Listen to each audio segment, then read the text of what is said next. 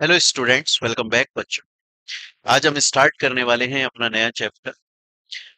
दोस्तों, ये जो चैप्टर आज हम स्टार्ट कर रहे हैं ये एग्जाम के पॉइंट ऑफ व्यू से तो बहुत इंपॉर्टेंट है।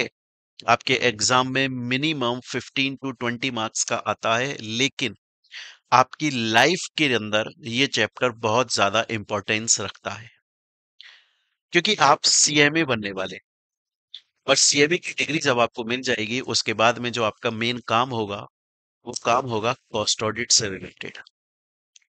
और ये चैप्टर हमें इसी बारे में बताता है कि किस तरीके से कंपनीज को कॉस्ट रिकॉर्ड्स मेंटेन करने पड़ते हैं, किस तरीके से कॉस्ट ऑडिट करनी पड़ती है, जो कि हम इस चैप्टर के बहुत डिटेल में पढ़ेंगे। सबसे पहली बात तो आप ये चीज ध्यान में रख लें कि ये चैप्टर मोस्ट इंपॉर्टेंट है आपके। ये चैप्टर मिनिमम कम से कम 15 to 20 मार्क्स का आपके एग्जाम में पूछा ही जाता है हर अटेम्प्ट। और इस चैप्टर में से ऐसा नहीं है कि सिर्फ थ्योरी क्वेश्चंस आपके एग्जाम में आते हैं, बल्कि साथ में न्यूमेरिकल प्रैक्टिकल क्वेश्चंस भी आपके एग्जाम में बहुत ज्यादा आते हैं। अब हम इस चैप्टर को पढ़ना स्टार्ट करेंगे दोस्तों। उससे पहले मैं चाहूंगा कि आप लोग अपने पास में कॉपी और पेन जरूर रखें, क्योंकि इस चैप्टर के अंदर काफी सारी ऐसी चीजें होंगी जो हमको एक्स्ट्रा में लिखनी पड़ेंगी, तभी जाकर ये आपके लिए फ्रूटफुल होगा। अच्छा, मैं चैप्टर स्टार्ट करने से पहले एक चीज और बता देता हूं, क्योंकि ये चैप्टर आप लोगों के कोर्स के लिए तो इंपॉर्टेंट है, आपकी लाइफ के लिए बहुत ज्यादा इंपॉर्टेंट है, आपके करियर के लिए बहुत ज्यादा इंपॉर्टेंट है। इसीलिए इस चैप्टर को मैं काफी अच्छी खासी डिटेल में जाकर पढ़ाने वाला हूं। एंड इस चैप्टर के अंदर काफी सारे हम लाइव प्रैक्टिकल चीजें देखने वाले हैं। जैसे गवर्नमेंट ने जो जो नए ऑर्डर्स पास करे, नए एनेक्सर्स दिए, जो जो अमेंडमेंट्स आए, हर एक चीज को प्रैक्टिकल अप्रोच के साथ में बहुत डिटेल में हम लोग देखने वाले हैं। चलिए, तो अब दोस्तों हम इस चैप्टर को पढ़ना स्टार्ट करते हैं। सबसे पहली बात, सर आखिर इस चैप्टर का नाम क्या है? आखिर इस चैप्टर का नाम क्या है? बड़े ध्यान से एक बार दोबारा से पढ़ेंगे चैप्टर का नाम। चैप्टर का नाम है companies cost records and audit rules 2014। अब यहां पर एक एक शब्द का मीनिंग देखेंगे। आप मेरी बात को सुनते रहिएगा, जहां पर मैं बोलूं वहां पर आप लोग अपनी कॉपी में लिखते रहिएगा। आपको 100% चीज बहुत आसानी से समझ में आने वाली। सबसे पहली बात यहां पर आती है रूल्स। सर आखिर रूल्स का मतलब क्या होता है? बड़े ध्यान से देखिएगा दोस्तों। देखिए दोस्तों, जब भी कभी कोई भी किसी भी एक्ट को लाया जाता है, चाहे से कंपनीज एक्ट लाया गया था, चाहे से सेबी एक्ट लाया गया था, चाहे से कंपटीशन एक्ट लाया गया था, कभी भी इनकम टैक्स एक्ट लाया गया था, कभी भी कोई भी एक्ट अगर लाया जाता है, तो उस एक्ट से पहले बनता है बिल।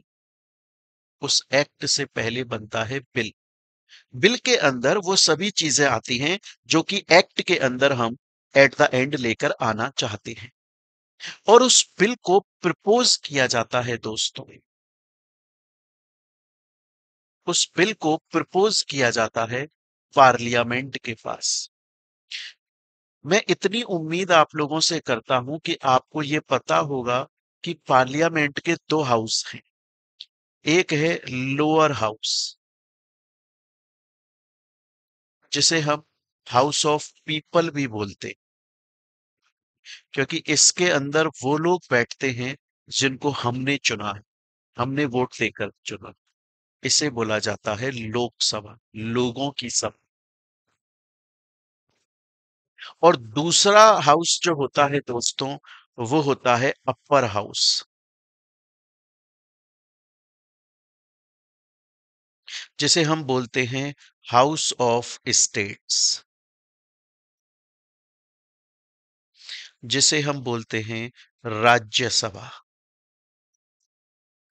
क्योंकि इसके अंदर वो लोग बैठते हैं जिनको लोकसभा के अंदर जो इलेक्टेड लोग हैं, जिनको जनता ने चुना, वो तो लोकसभा में आ गए, और लोकसभा वाले लोग वोट देकर अपॉइंट करते हैं राज्यसभा के लोगों को। इसीलिए इसे अपर हाउस बोला जाता है, राज्यसभा। तो जब भी कभी भी कोई एक्ट बनाना होता है, उस एक्ट को बनाने से पहले एक बिल लाया जाता है। उसके अंदर वो सभी चीजें होती हैं जो हम एक्ट के अंदर लाना चाहते हैं। उसे प्रपोज किया जाता है पार्लियामेंट के पास में, क्योंकि उस पर अप्रूवल चाहिए। एक तो हमें लोअर हाउस मतलब लोकसभा की, और हमें अप्रूवल चाहिए अपर हाउस मतलब राज्यसभा की। जब इन दोनों की अप्रूवल मिल जाती है, जैसे ही इनकी अप्रूवल मिल गई, उसके बाद में उसको प्रपोज किया जाता है प्रेसिडेंट के पास। और जब प्रेसिडेंट भी अप्रूव कर देता है, तो वो बिल बन जाता है एक्ट। वो बिल क्या बन जाता है? बिल बन जाता है दोस्तों एक्ट। अब ये जो एक्ट है, आखिर ये हमें क्या बताता है? ये एक्ट बताता है व्हाट टू डू, क्या करना चाहिए, क्या करना चाहिए। लेकिन कैसे करना चाहिए, कैसे करना चाहिए, क्या प्रोसेस होगा, क्या टर्म कंडीशंस होंगी, उसके लिए हर एक्ट के साथ में निकाले जाते हैं रूल्स। एक्ट सिर्फ इतना बताता है कि क्या करना है। ये काम कंपनीज को, इन कंपनीज को ये काम करना है, इन कंपनीज को ये काम नहीं करना है, ये एक्ट बता देता है। पर वो काम कैसे किया जाएगा, क्या प्रोसेस होगा, क्या तरीका होगा, क्या टर्म्स कंडीशंस फुलफिल करनी पड़ेंगी, ये सभी चीजों के लिए निकाले जाते हैं रूल्स। आप कोई भी एक्ट उठाकर देख लो, हर एक्ट के साथ में रूल्स आते हैं जो कि ये बताते हैं कि आखिर एक्ट के अंदर जो चीजें लिखी हुई हैं कि ये काम करना है, वो कैसे किया जाएगा, वो सभी बातें रूल्स में लिखी हुई होती हैं। क्लियर ये चीज यहां तक? अब ये जो रूल्स होते हैं ना दोस्तों, ये जो रूल्स होते हैं, इनको बोला जाता है सबॉर्डिनेट लेजिस्लेटिव पावर। मतलब ये रूल्स इशू किए जाते हैं under subordinate legislative power. Sir आखिर ऐसा क्यों? देखो एक्ट कैसे बना, मैंने अभी अभी आपको बताया एक्ट कैसे बना दोस्तों। एक्ट बना जब पार्लियामेंट की अप्रूवल आ गई प्लस प्रेसिडेंट की अप्रूवल आ गई, तो आपका एक्ट बन गया। पार्लियामेंट की अप्रूवल प्लस प्रेसिडेंट की अप्रूवल। तो एक तरह से खुद पार्लियामेंट ने, अगर हम ऐसा बोलें, तो पार्लियामेंट ने एक्ट को बनाया, और पार्लियामेंट ने बोल दिया ऐसे ऐसे ऐसे ऐसे काम होगा, ये काम होगा। अब वो काम कैसे होगा, क्या तरीका है उस काम को करने का, उसके लिए बनाए जाते हैं अलग से रूल्स। और उन रूल्स को कौन बनाता है? पार्लियामेंट ये पावर किसी ना किसी को डेलीगेट कर देता है। पार्लियामेंट ये पावर किसी ना किसी सबॉर्डिनेट अथॉरिटी को, मतलब अपने से नीचे वाले किसी डिपार्टमेंट को, किसी अथॉरिटी को, किसी ब्रांच को, किसी मिनिस्ट्री को दे देता है, और बोलता है कि ये काम होना है, ये तो मैंने एक्ट में लिख दिया, अब ये काम कैसे होना है, प्रोसेस क्या है, उसके लिए तुम रूल्स बना लो। तो रूल्स को क्या बोला जाता है? रूल्स को बोला जाता है सबॉर्डिनेट लेजिस्लेटिव पावर। क्यों? क्योंकि उनको खुद पार्लियामेंट ने नहीं बनाया, बल्कि पार्लियामेंट ने रूल्स बनाने की जो पावर है वो किसी सबॉर्डिनेट मिनिस्ट्री डिपार्टमेंट को डेलीगेट कर दी। अब वो मिनिस्ट्री, अब वो डिपार्टमेंट उन रूल्स को फ्रेम करेगा, इशू करेगा। इसीलिए इन रूल्स को हमेशा सबॉर्डिनेट लेजिस्लेटिव पावर बोला जाता है। स्टूडेंट बोलता है सर अभी तक मुझे इतना समझ में आया एक्ट क्या होता है, और मुझे यह समझ में आ गया कि रूल्स क्या होता है। अब मेरी बात को बड़े ध्यान से सुनिएगा दोस्तों, अब मेरी बात को बड़े ध्यान से सुनिएगा।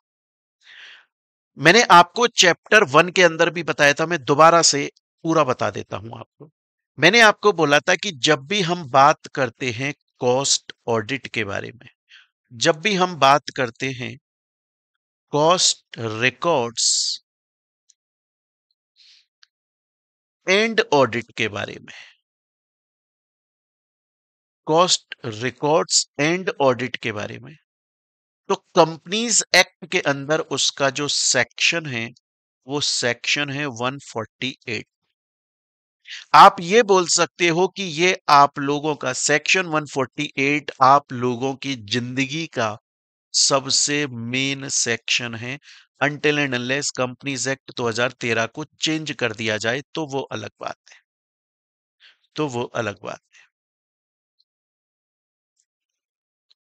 तो कंपनीज एक्ट 2013 के अंदर सेक्शन 148 सबसे मेन सेक्शन है। क्लियर ये चीज? अब मेरी बात को बड़े ध्यान से सुनिएगा दोस्तों, जो मैं आपको बोलने वाला हूं। अब इसके अंदर एक आता है सेक्शन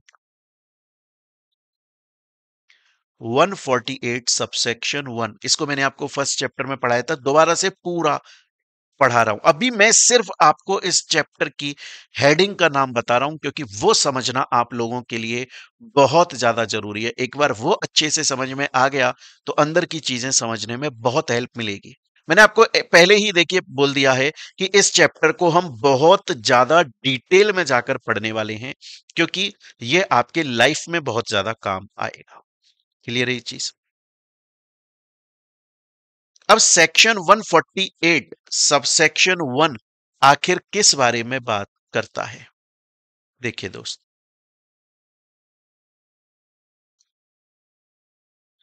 सेक्शन 148 सबसेक्शन 1 ये बोलता है कि सेंट्रल गवर्नमेंट के पास में पावर है। किसके पास में पावर है?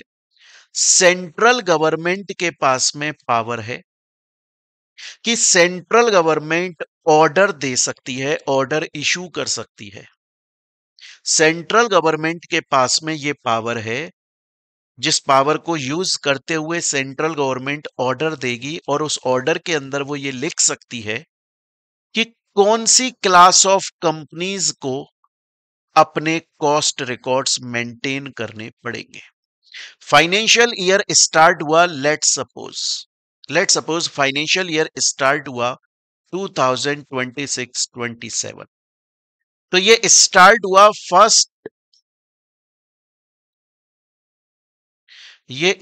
हुआ फर्स्ट अप्रैल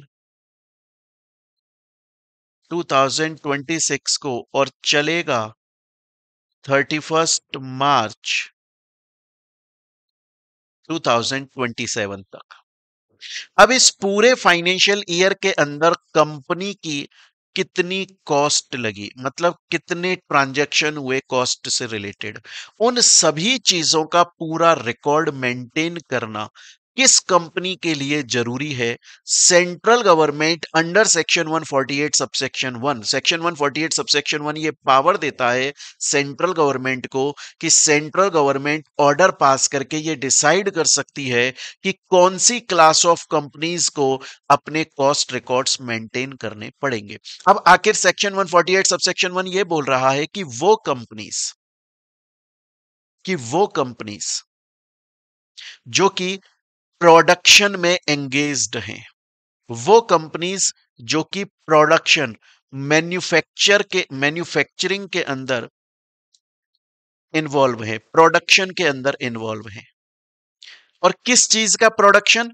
कुछ स्पेसिफाइड गुड्स और स्पेसिफाइड सर्विसेज है।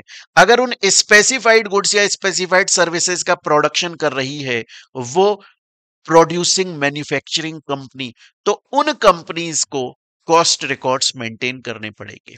ये बात सेक्शन 148 सबसेक्शन 1 बोलता है। अभी मैं बहुत शॉर्ट में बता रहा हूं आपको, इसी चीज को हम अभी इस चैप्टर में बहुत डिटेल में पढ़ेंगे, बहुत डिटेल में पढ़ेंगे।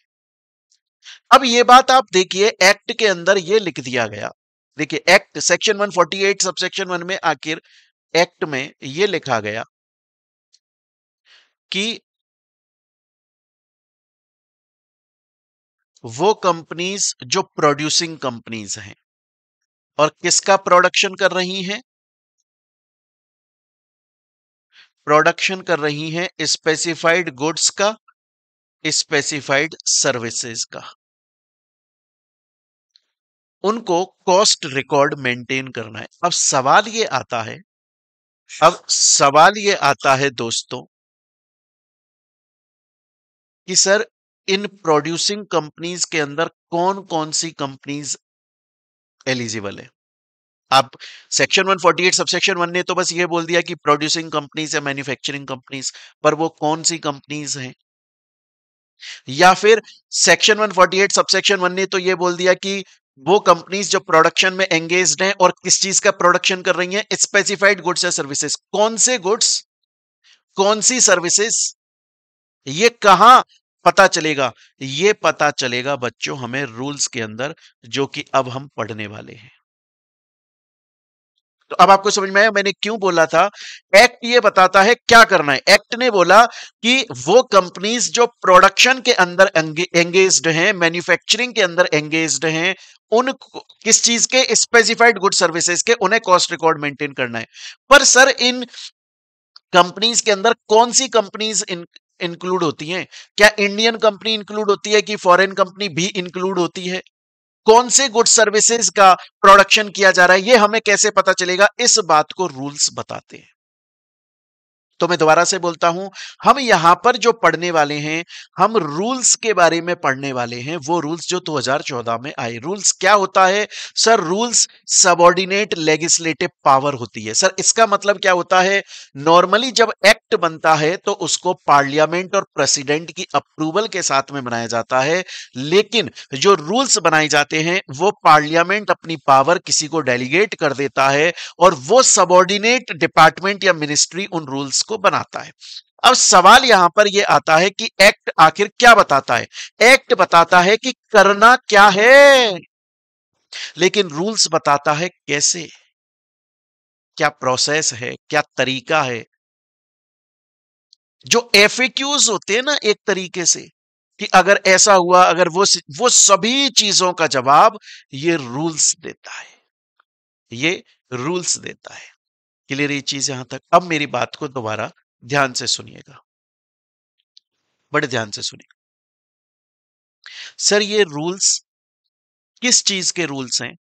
ये रूल्स हैं दोस्तों कॉस्ट रिकॉर्ड, कि कंपनीज जिनको कॉस्ट रिकॉर्ड्स मेंटेन करने हैं, कैसे मेंटेन करने हैं, क्या तरीका है, क्या प्रोसीजर है, क्या फॉर्मेट है।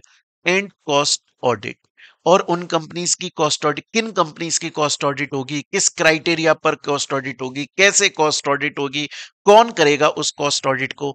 इन रूल्स के अंदर ये सभी चीजें यहां पर बताई गई है। क्लियर ये चीज?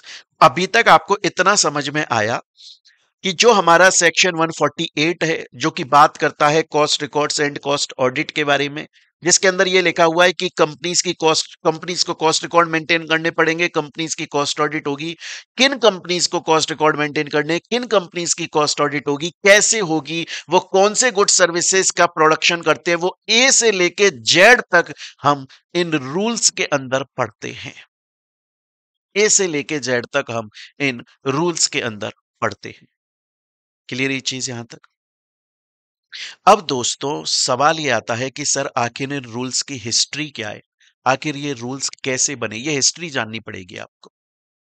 ये हिस्ट्री आपको पता होना चाहिए कि आखिर ये कॉस्ट रिकॉर्ड्स एंड ऑडिट के रूल्स जो हैं वो पहली बार कब आए इंडिया में, किस इंडस्ट्री के लिए पहली बार आए, और फिर क्या उनके अंदर अमेंडमेंट्स आए, जब पहली बार आए तो क्या प्रॉब्लम्स थी, फिर कैसे कैसे सॉल्यूशन हुआ। वो हिस्ट्री आपको इन रूल्स की जानना जरूरी है। जैसे ही हम इन रूल्स की हिस्ट्री को जान लेंगे ना दोस्तों, आपको इसका मीनिंग और आपको इसके पर्पस, बेनिफिट्स और भी अच्छी तरीके से क्लियर हो जाएंगे। तो चलिए अब हम शुरू करते हैं ये देखना कि आखिर ये जो cost records and cost audit से रिलेटेड रूल्स हैं, आखिर इनका पास्ट क्या है, इतिहास क्या है, भूतकाल क्या है, हिस्ट्री क्या है। बहुत इंपॉर्टेंट है। मैं यहां पर चार्ट की फॉर्म में आप लोगों को समझाऊंगा, अपनी बुक या कॉपी के अंदर आप लोग उसको लिखते रहिएगा। बहुत ही हेल्पफुल रहेगा दोस्तों आप लोगों के लिए। सुनिए, देखिए इसका चार्ट बना के अपन लोग आराम से समझते हैं। देखिएगा स्टूडेंट्स, जो सबसे पहले, पहली बार, फर्स्ट टाइम जब ये cost records and audit rules लाए गए थे। सबसे पहली बार जब ये रूल्स लाए गए थे, हम इसको रूल्स लिख लेते हैं यहां पर शॉर्ट में,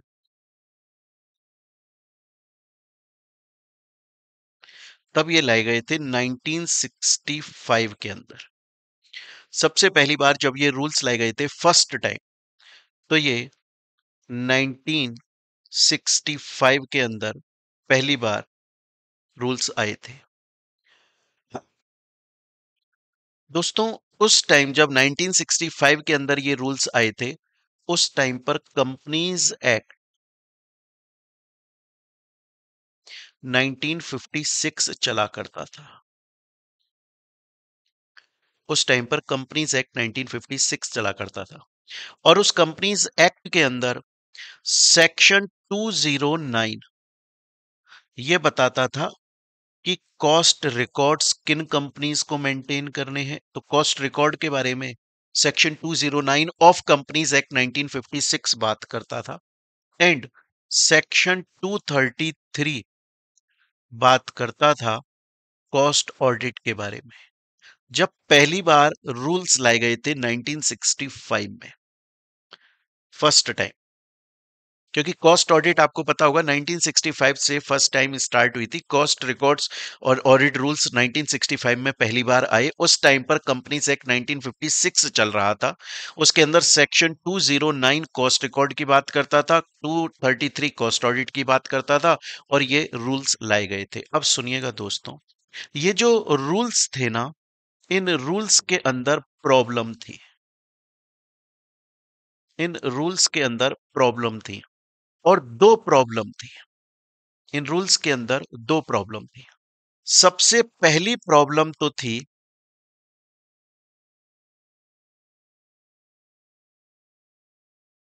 मल्टीप्लिसिटी ऑफ रिकॉर्ड्स।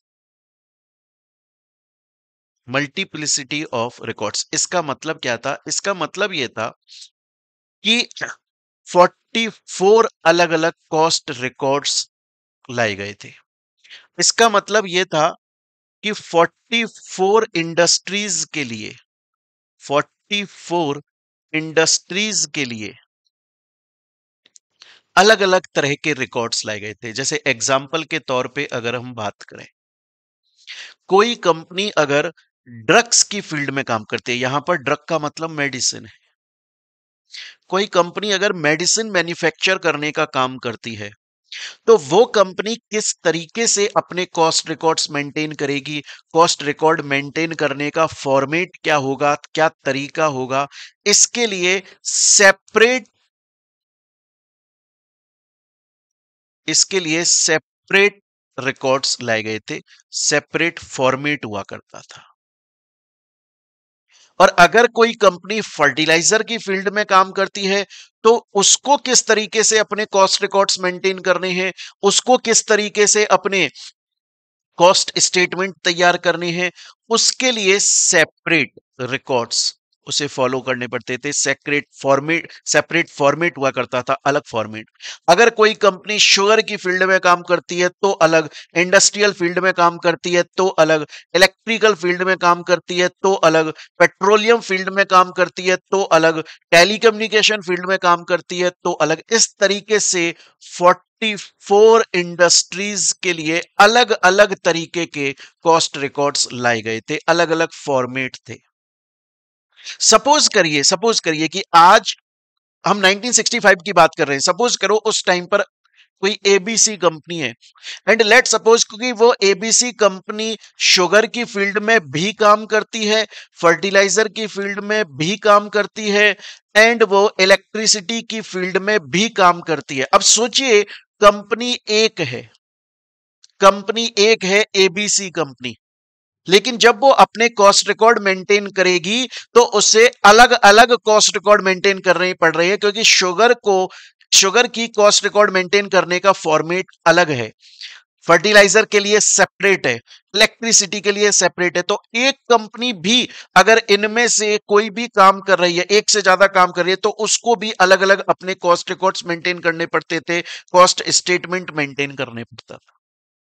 तो सबसे पहली जो मेन प्रॉब्लम थी वो ये प्रॉब्लम थी कि multiplicity of records, multiplicity of records. अब आप सोचिएगा बच्चों, जो स्टूडेंट्स पहले, आज आप पढ़ रहे हो और आपको तो हम ये जो 2014 रूल्स यहाँ पर पढ़ा रहे हैं, और आपको तो सिर्फ एक ही रूल पढ़ना पड़ रहा है, यहाँ पर आपको एक ही रूल पढ़ना पड़ रहा है, जिसके अंदर हम आपको बताएंगे कि आज के टाइम पर तो कोई कंपनी है और वो कंपनी को अपने कॉस्ट रिकॉर्ड मेंटेन करने हैं, तो एक ही टाइप के कॉस्ट रिकॉर्ड मेंटेन करने पड़ते हैं उसको। ऐसा नहीं है कि अगर वो कंपनी इस फील्ड में काम कर रही है तो इसका सेपरेट अलग कोई फॉर्मेट है, उस हिसाब से कॉस्ट रिकॉर्ड मेंटेन करना है। अब ऐसा नहीं है, अब ये प्रॉब्लम खत्म हो चुकी है, वो बताएंगे, हम देख रहे हैं चार्ट में कैसे हुई थी। पर आप सोचिए कि जो स्टूडेंट पहले पढ़े होंगे, जिस स्टूडेंट ने लेट सपोज कि 2008 सीएमए का कोर्स या उससे पहले वाला जो कोर्स पढ़ा होगा, है ना, 2012 तक जो कोर्स पढ़ा है, जिन बच्चों ने 2013 तक जो कोर्स पढ़ा है, आप सोचिए कि उन्होंने तो कितने सारे ये कॉस्ट रिकॉर्ड रूल्स पढ़े होंगे। पहले के टाइम में जब एग्जाम के अंदर क्वेश्चन आया करता था ना, 2016 में सिलेबस चेंज हुआ था भाई, 2012 में आया, फिर उसके बाद 2016 में आया। उससे पहले ये हुआ करता था कि बच्चों को ऐसे 44 अलग अलग रिकॉर्ड्स ध्यान रखने पड़ते थे, पढ़ने पड़ते थे, और एग्जाम के अंदर क्वेश्चन भी ऐसे ही आ जाता था कि ये वाला रिकॉर्ड्स किस तरीके से मेंटेन होता है, ये समझाओ। तो ऐसे अलग अलग करके 44 रिकॉर्ड्स पढ़ने पड़ते थे। आज के टाइम पर तो आप जब पढ़ रहे हो तब तो सिर्फ एक सिंगल टाइप का रिकॉर्ड पढ़ना है, सिंगल टाइप के रूल्स पढ़ने हैं। तो बच्चों, जब ये 1965 के अंदर पहली बार इन रूल्स को इशू किया गया था, उस टाइम पर कंपनीज एक्ट 1956 चल रहा था, और उसमें सेक्शन 209 कॉस्ट रिकॉर्ड की बात करता था, 233 कॉस्ट ऑडिट की बात करता था, और जो मेन प्रॉब्लम थी वो मल्टीप्लिसिटी ऑफ रिकॉर्ड्स थी, कि कंपनीज को अलग अलग 44 इंडस्ट्रीज के लिए अलग अलग टाइप के रिकॉर्ड्स थे, अलग अलग टाइप के कॉस्ट रिकॉर्ड फॉर्मेट थे जो उन्हें फॉलो करने पड़ते थे। और दूसरी जो उनके सामने प्रॉब्लम थी वो ये थी कि जो कॉस्ट ऑडिट हो रही थी वो कंपनी स्पेसिफिक हो रही थी। अब sir, cost audit company specific हो रही थी, इसका क्या मतलब है? इसका मतलब ये है कि इसका मतलब ये है दोस्तों, कि सपोज कीजिए कि आज अगर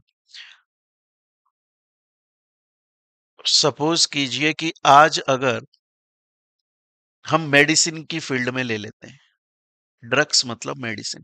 आज अगर मेडिसिन की फील्ड में जो कंपनीज काम कर रही हैं, सपोज करो उनको कॉस्ट रिकॉर्ड मेंटेन करने को बोला गया, एक लिमिट हुआ करती थी कि अगर कंपनीज का टर्नओवर इतना है और वो मेडिसिन की फील्ड में काम कर रही हैं, तो उनको अपने कॉस्ट रिकॉर्ड मेंटेन करने पड़ेंगे। क्लियर है ये चीज? सपोज करो, एग्जाम्पल ले रहा हूं अभी, है ना, कि मान के चलो ये बोल दिया कि जिन कंपनीज का टर्नओवर 5 करोड़ है, एग्जाम्पल ले रहा हूं, जिन कंपनीज का टर्नओवर 5 करोड़ है और अगर वो मेडिसिन की मैन्युफैक्चरिंग का काम करते हैं, तो उनको अपने कॉस्ट रिकॉर्ड मेंटेन करने पड़ेंगे। अब कंपनीज ने कॉस्ट रिकॉर्ड तो मेंटेन कर लिए, पर उनमें से किन कंपनीज की कॉस्ट ऑडिट करी जाएगी, पर उनमें से किस कंपनी की कॉस्ट ऑडिट करी जाएगी, इसका कोई क्राइटेरिया फिक्स नहीं था। कोई क्राइटेरिया फिक्स नहीं था। कॉस्ट ऑडिट के लिए ऐसा नहीं था कि कोई क्राइटेरिया फिक्स कर दिया गया हो कि भैया, अगर कंपनीज जो जिन्होंने कॉस्ट रिकॉर्ड मेंटेन किए हैं, वो कंपनीज जो मेडिसिन मैन्युफैक्चर करती हैं और उनका टर्नओवर इतना है, उनको कॉस्ट रिकॉर्ड्स मेंटेन करने पड़ेंगे, और अगर उनका टर्नओवर इतना है तो उन्हें कॉस्ट ऑडिट भी करानी, ऐसा कोई क्राइटेरिया नहीं था। गवर्नमेंट की मर्जी चलती थी, तानाशाही चलती थी। गवर्नमेंट जिस कंपनी को चाहे उसकी कॉस्ट ऑडिट करा लेती थी, जिसका नो चाहे उसको नहीं कराती थी। कोई क्राइटेरिया ही नहीं था, कंपनीज को यह पता ही नहीं था कि यार किस कंपनी की कॉस्ट ऑडिट होगी। कोई क्राइटेरिया तो होगा, कोई रूल्स रेगुलेशंस तो होंगे, कुछ नहीं है। अचानक से एक फरमान, एक ऑर्डर आता था गवर्नमेंट का कि इस कंपनी की कॉस्ट ऑडिट करी जाएगी, और उसकी कॉस्ट ऑडिट करनी लग गए। जैसे सपोज करिए, एग्जाम्पल के तौर पे जैसे सपोज करिए एग्जाम्पल के तौर पे कि मेडिसिन मैन्युफैक्चर करने वाली, लेट सपोज मेडिसिन मैन्युफैक्चर करने वाली 200 कंपनीज हैं, ठीक है, और उन 200 में से लेट सपोज 100 कंपनीज ऐसी हैं जिनको कॉस्ट रिकॉर्ड मेंटेन करना पड़ रहा है क्योंकि वो टर्नओवर को टच कर रही है। लेट सपोज उस टाइम पे ही निकाल दिया, जिन कंपनीज का टर्नओवर कम से कम 5 करोड़ है उन्हें रिकॉर्ड मेंटेन करना पड़ेगा। 100 कंपनीज ऐसी हैं मान लो जिनका टर्नओवर 5 करोड़ से कम है, बाकी कंपनीज ऐसी हैं जिनका टर्नओवर 5 करोड़ है, तो उनको कॉस्ट रिकॉर्ड मेंटेन करने पड़ेंगे। अब इनमें से वो कौन सी कंपनी होगी, इनमें से वो कौन सी कंपनी होगी जिसकी कॉस्ट ऑडिट करी जाएगी, इसका कोई स्पेसिफिक क्राइटेरिया नहीं है।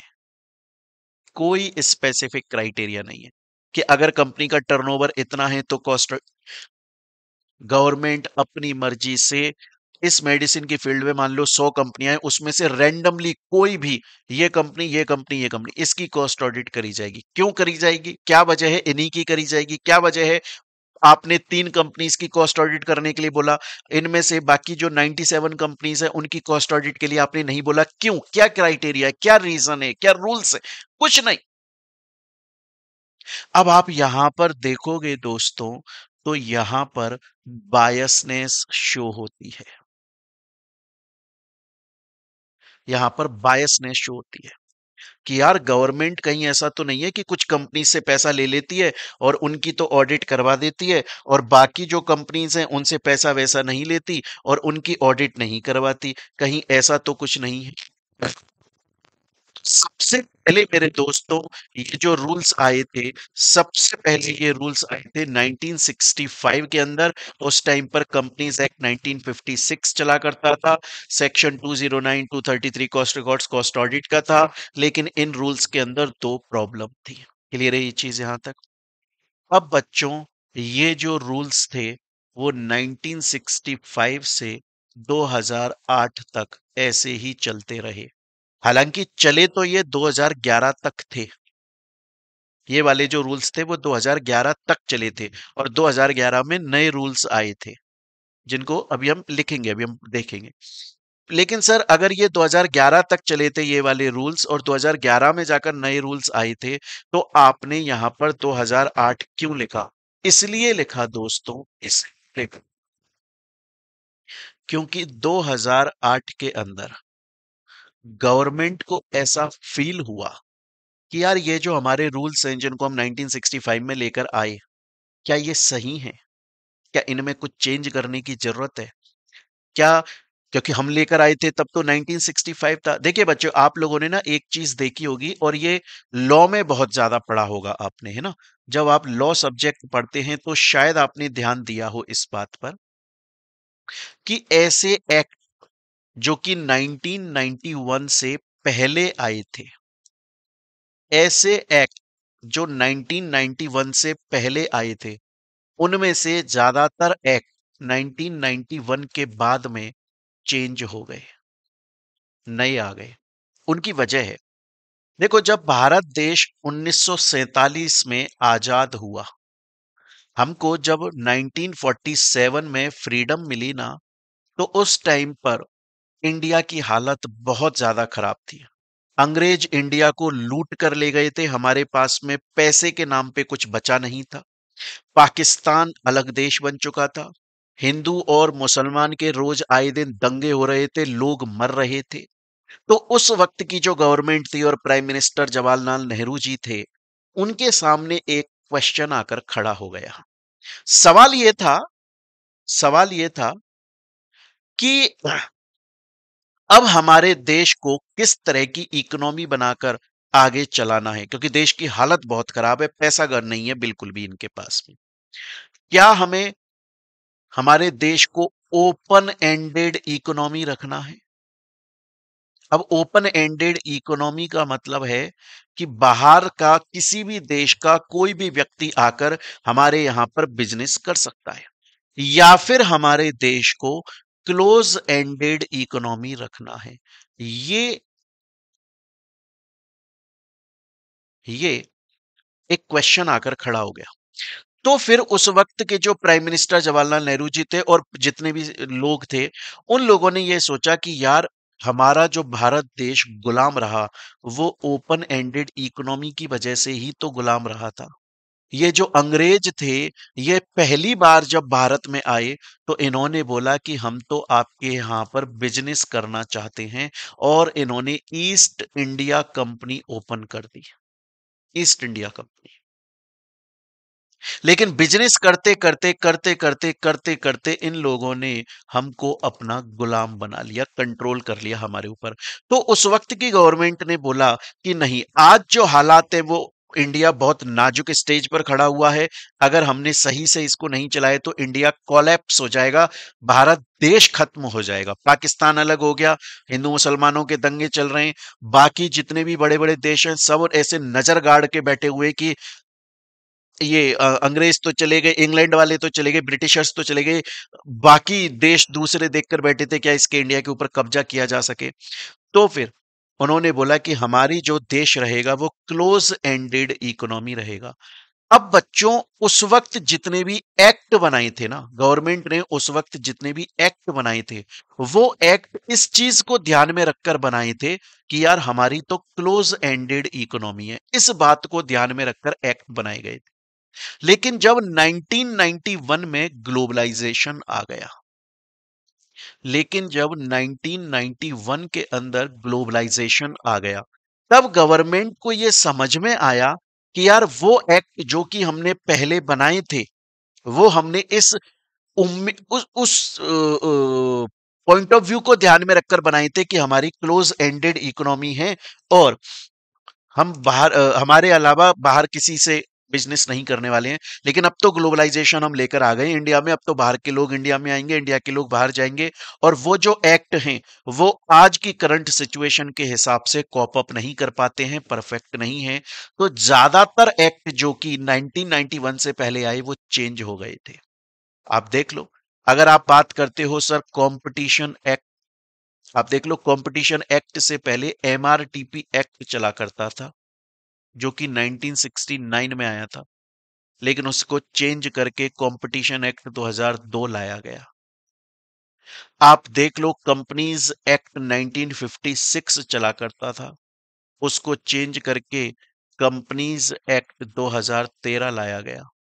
आप देख लो, पहले फॉरेन कंट्रीब्यूशन रेगुलेशन एक्ट चला करता था 1973, उसको चेंज करके फेमा लाया गया, फॉरेन एक्सचेंज मैनेजमेंट एक्ट 1999। उसी तरीके से ये जो रूल्स लाए गए थे 1965 में, 2008 में गवर्नमेंट को ऐसा लगा कि क्या अब ये रूल्स हमारे लिए सही नहीं है, तो 2008 के अंदर गवर्नमेंट ने एक एक्सपर्ट ग्रुप बनाया और उनसे बोला कि आप अपने रिकमेंडेशन दो कि क्या हमें इन रूल्स के अंदर कुछ चेंज करना चाहिए। और उस एक्सपर्ट ग्रुप ने 2009 के अंदर अपनी रिपोर्ट दी, जिसमें उन्होंने बोला कि जी हाँ, हमें रूल्स चेंज करने चाहिए। और 2011 के अंदर गवर्नमेंट नए रूल्स लेकर आ गई। उनका नाम रखा गया companies cost records,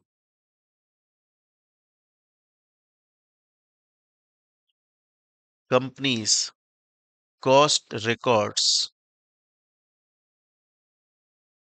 and audit rules 2011। देखिए, इसका अगर मैं आपको यहां पर ऑर्डर भी शो करूं, एक मिनट रुके, ये देखिए,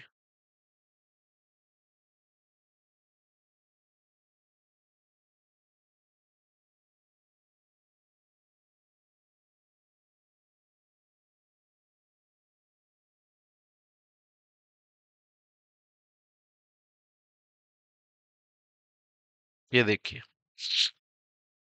2011 के अंदर मिनिस्ट्री ऑफ कॉरपोरेट अफेयर्स ने ये ऑर्डर पास कर दिया, जिसके अंदर उन्होंने बोला कि अब हम नए companies cost accounting records and rules 2011 लेकर आ गए हैं। आ रही है मेरी बात समझ में? अब सर, जब ये 2011 के अंदर अब सर, जब ये 2011 के अंदर नए रूल्स आए, तो इसमें से जो दो प्रॉब्लम थी, वो एक प्रॉब्लम सॉल्व हो गई। एक प्रॉब्लम सॉल्व हो गई। और कौन सी प्रॉब्लम सॉल्व हो गई? कि जो पहले कॉस्ट ऑडिट जो पहले कॉस्ट ऑडिट कंपनी स्पेसिफिक थी, कि रैंडमली गवर्नमेंट किसी भी कंपनी की कॉस्ट ऑडिट करवा लेते थे, उसको हटा दिया गया। और अब जो कॉस्ट ऑडिट हो गई और अब जो कॉस्ट ऑडिट हो गई 2011 में, वो इंडस्ट्री बेस्ड हो गई।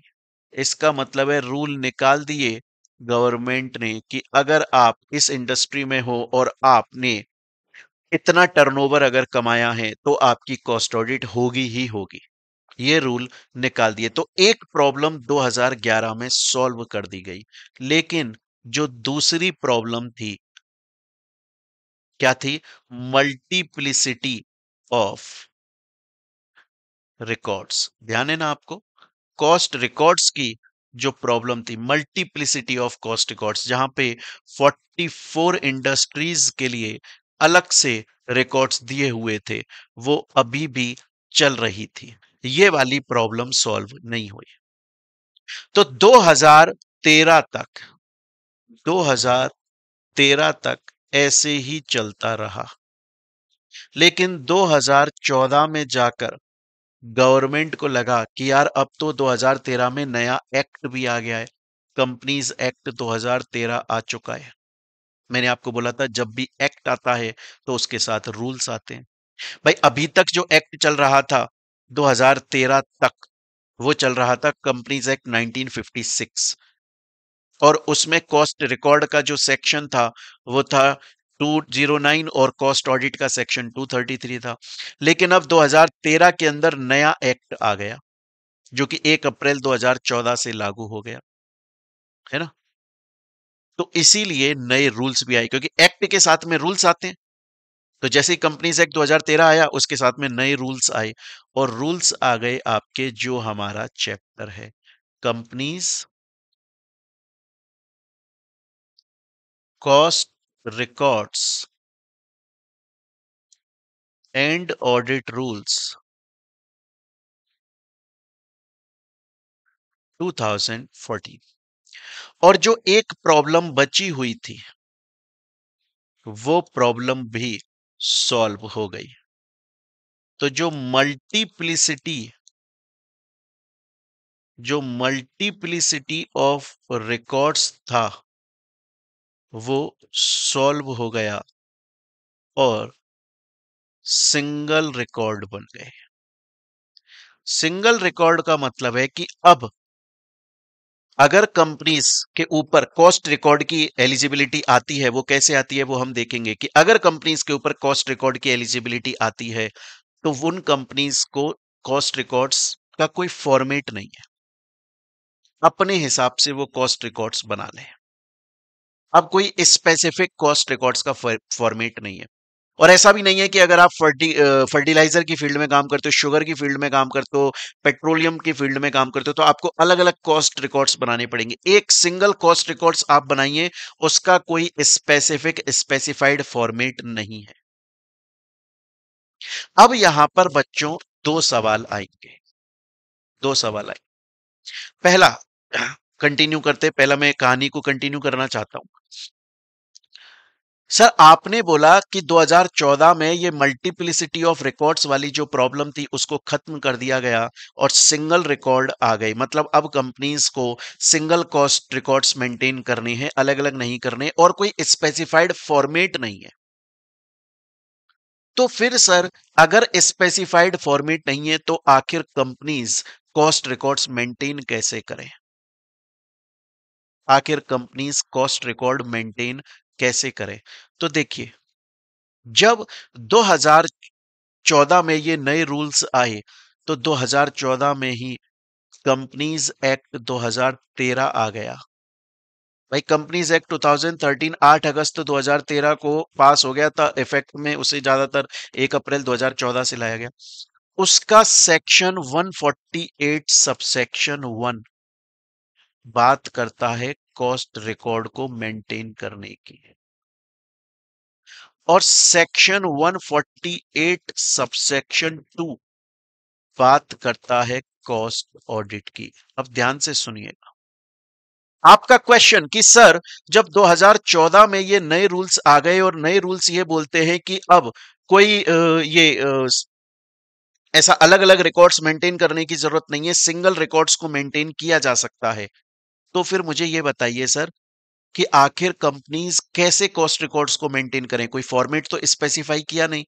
तो सेक्शन 148 सबसेक्शन 1 ये बोलता है, और रूल्स भी इस बात को बोलते हैं, मैं बताऊंगा। रूल 3 ये बोलता है कि अगर कंपनीज ये तीन चीजें अपने कॉस्ट रिकॉर्ड्स के अंदर मेंशन कर देती हैं, तो वो कॉस्ट रिकॉर्ड्स परफेक्ट मान लिए जाएंगे, करेक्ट मान लिए जाएंगे। एक तो यूटिलाइजेशन ऑफ मटेरियल, एक लेबर की कॉस्ट, और other cost for goods and services. ये तीन चीजें अगर आ जाती हैं, ये तीन चीजें अगर आ जाती हैं, तो कॉस्ट रिकॉर्ड्स मान लिए जाएंगे। कोई स्पेसिफाइड सिंगल फॉर्मेट नहीं दिया गया। अरे ये मेरी बात यहां तक समझ में? स्टूडेंट बोलता है सर मेरे को अभी तक की बात बहुत ही अच्छी तरीके से समझ में आ गई। सर आपने हमें अभी तक हिस्ट्री बताई, history of rules in India. क्या ये बात जो आपने बताई, ये एक तो आपने हमें चार्ट फॉर्म में बताई। मैं इतनी उम्मीद करता हूं मेरे प्यारे प्यारे बच्चों, आप इतने मासूम हो लेकिन आपको ये तो पता होगा कि ये चार्ट आपको लिख लेना चाहिए, और शायद तक आपने इस चार्ट को लिख भी लिया होगा। उसके अलावा आप देखोगे तो आपकी बुक्स के अंदर दोस्तों ये चीज गिवन है।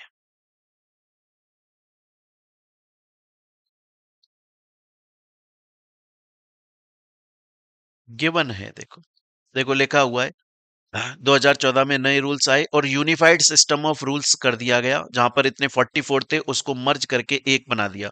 मतलब 2014 से पहले क्या था, जो कॉस्ट रिकॉर्ड्स थे ना उसका एक तरह से मीनेस चल रहा था। मतलब कितनी प्रॉब्लम थी ना कि कंपनीज को अलग अलग कॉस्ट रिकॉर्ड्स मेंटेन करने पड़ रहे थे, वो सब नक्की कर दिया, उसको सॉल्व कर दिया गया, और अब ये बोला गया कि अब आपको एक ही तरह से कॉस्ट रिकॉर्ड्स बनानी है। स्टूडेंट बोलता है सर मेरे को यहां तक की बात बहुत अच्छे से समझ में आ गई, यहां तक मेरे को किसी भी तरह की कोई भी प्रॉब्लम नहीं है। अच्छा मेरी बात को बड़े ध्यान से सुनिएगा दोस्तों, ये जो कॉस्ट रिकॉर्ड्स हैं, रूल्स हैं, ये जो 2014 में आए, इनके अंदर बहुत सारे अमेंडमेंट्स आए। 2015 में, 16 में, 17 में, 18 में, 19 में अमेंडमेंट्स आए। और ये बात हम जब पढ़ेंगे, अभी अभी तो हमने सिर्फ रूल्स का ऊपर ऊपर की बात पढ़ी है, अभी तो उसका हमने सिर्फ इंट्रो पढ़ा है, आप ये मान लो। जब हम इन रूल्स को इतना डिटेल में जाकर पढ़ना स्टार्ट करेंगे, तो जितने भी अमेंडमेंट्स आए हैं मैं सभी चीजों को आपको बताता हुआ चलूंगा कि क्या अमेंडमेंट आया, कब आया, कैसे आया, उससे पहले क्या था और अब क्या हो गया। वो एक एक चीज ए से लेके जेड तक आपको पता चलती रहेगी दोस्तों। क्लियर है ये चीज? अब देखिएगा दोस्त, मैंने आपको बोला कि जब आप एक बार हिस्ट्री ऑफ रूल्स पढ़ लोगे, एक बार जब आप हिस्ट्री ऑफ रूल्स पढ़ लोगे, तो फिर हम दोबारा से एक बार मीनिंग की रीडिंग करेंगे, क्योंकि अब आपको कॉस्ट ऑडिट की मीनिंग बहुत अच्छे से समझ में आएगी। The companies cost records and audit rules 2014 are Indian government regulations under the companies act 2013 that mandate, जो मैंडेटरी करती हैं कुछ स्पेसिफिक कंपनीज को कि उन्हें अपने डिटेल्ड कॉस्ट रिकॉर्ड्स मेंटेन करने पड़ेंगे in the detailed form, and उन्हें अपनी कॉस्ट ऑडिट करानी पड़ेगी। क्लियर ये चीज यहां तक? उसके अलावा भाई कॉस्ट रिकॉर्ड्स बन गए और सही बने हैं, ये आखिर कैसे क्लियर होता है, ये आखिर कैसे पता लगता है? उसके लिए मैंने आपको बोला था एक तो utilization of labour, material, labour and other cost, ये आना जरूरी होता है। यहां तक की बात आपको समझ में आई? अब यहां पर आपको एक थर्ड लाइन पढ़ने को मिलेगी, the rules apply to companies in specified regulated and non regulated sector. अब इसका मतलब क्या है? देखिए, मैंने आपको क्या बोला था? मैंने आपको ये बोला था कि ये जो सेक्शन 148 आया था दोस्तों, सेक्शन 148 सबसेक्शन 1 जो आया था, वो ये बोलता है कि वो कंपनीज जो प्रोडक्शन में एंगेज्ड है, मैन्युफैक्चरिंग में एंगेज्ड है और स्पेसिफाइड गुड्स या सर्विसेज का प्रोडक्शन करती हैं, स्पेसिफाइड गुड्स सर्विसेज का प्रोडक्शन करती हैं, उन कंपनीज को कॉस्ट रिकॉर्ड्स मेंटेन करना पड़ेगा और कुछ क्राइटेरिया और है। लेकिन सर, कौन से स्पेसिफाइड गुड्स, कौन से स्पेसिफाइड सर्विसेज, उसको हम अभी रूल नंबर 3 में पढ़ेंगे। उसको हम किस में पढ़ेंगे? उसको हम रूल नंबर 3 में पढ़ेंगे। अब सुनिएगा दोस्तों, ये टोटल कितने ऐसे गुड्स या सर्विसेज हैं कि अगर कोई कंपनी उनका प्रोडक्शन या मैन्युफैक्चरिंग कर रही है तो ही कॉस्ट रिकॉर्ड मेंटेन करना पड़ेगा, तो ही कॉस्ट ऑडिट होंगे। उनको गवर्नमेंट ने दो सेक्टर में बांटा है। एक जिसे हम बोलेंगे रेगुलेटेड सेक्टर, हम उसे टाइप ए सेक्टर भी बोलते हैं या हम उसे टेबल ए सेक्टर भी बोलते हैं। और इस रेगुलेटेड सेक्टर के अंदर टोटल 6 टाइप के काम आते हैं, जिनको हम बहुत डिटेल में एक एक चीज को आप देखोगे ना दोस्तों, तो हम यहां एग्जाम्पल के साथ में पढ़ने वाले हैं, एक एक चीज को बहुत डिटेल में पढ़ने वाले हैं। डोंट वरी, अभी सिर्फ जो मैं बता रहा हूं उस बात को सुनते रहिए।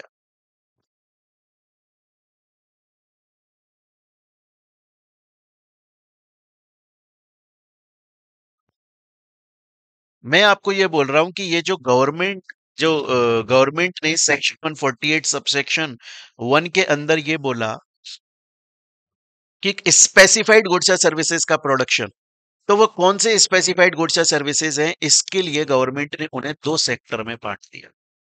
एक है रेगुलेटेड सेक्टर और एक है अनरेगुलेटेड।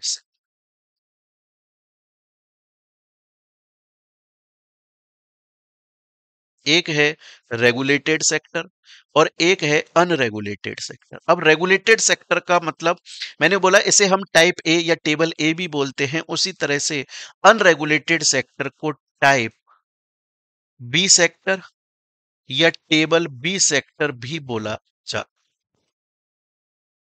क्लियर ये चीज? बच्चों, रेगुलेटेड सेक्टर का मतलब क्या है? देखो, गवर्नमेंट को यह पता था कि देश के अंदर कुछ ऐसे काम हैं जो कि गवर्नमेंट ही करे तो बढ़िया है, और गवर्नमेंट ही ना करे, प्राइवेट लोगों को भी करने को दे, तो गवर्नमेंट के कंप्लीट कंट्रोल में होनी चाहिए वो चीज, क्योंकि वो ऐसी चीजें हैं जो कि आम आदमी के डेली एक्सपेंस के ऊपर इफेक्ट डालती है, पॉकेट के ऊपर डेली इफेक्ट डालते हैं, रोजमर्रा की जिंदगी में जो खर्चे हैं वो। तो गवर्नमेंट ने बोला ये 6 आइटम्स, ये 6 बिजनेसेस ऐसे होंगे जिन जो कि गवर्नमेंट के कंप्लीट कंट्रोल में, रेगुलेशन में आएंगे। गवर्नमेंट के कंप्लीट रूल्स रेगुलेशंस इनके ऊपर चलेंगे, जो गवर्नमेंट बोल देगी वैसा ही होगा।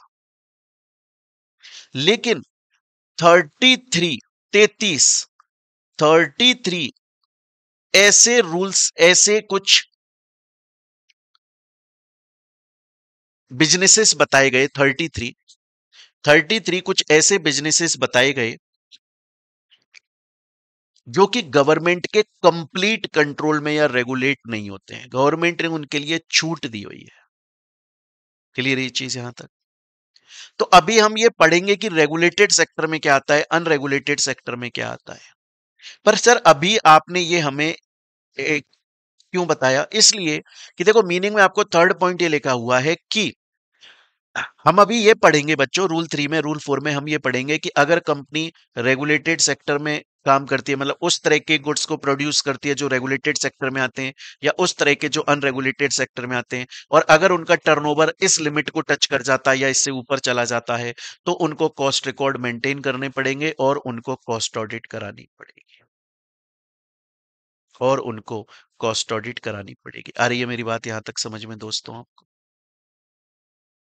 स्टूडेंट बोलता है सर अभी तक ये जो आपने मीनिंग लिखा हुआ है ना, ये मुझे 100% तरीके से कंप्लीट हो गया।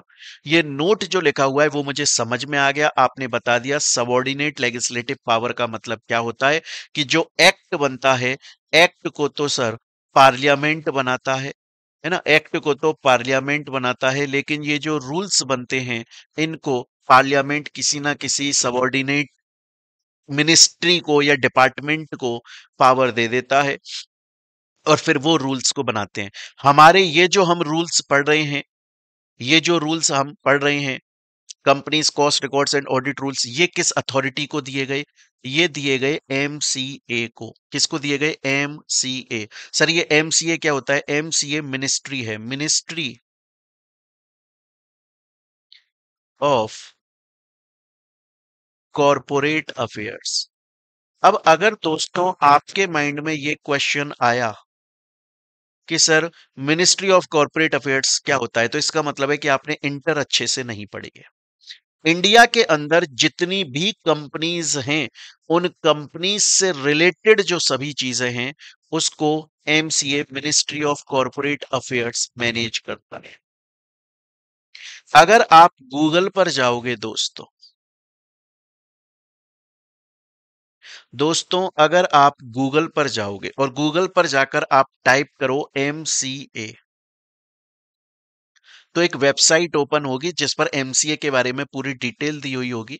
लेकिन आप गूगल पे जाकर टाइप करो MCA 21, तो एक अलग पोर्टल ओपन हो जाएगा। आपको पता है कि अगर आप कंपनी इनकॉर्पोरेट करते हो, अगर आज आपको कंपनी इनकॉर्पोरेट करनी है, तो MCA 21 के पोर्टल पर जाकर आप उसे इनकॉर्पोरेट करते हो, रजिस्टर करते हो।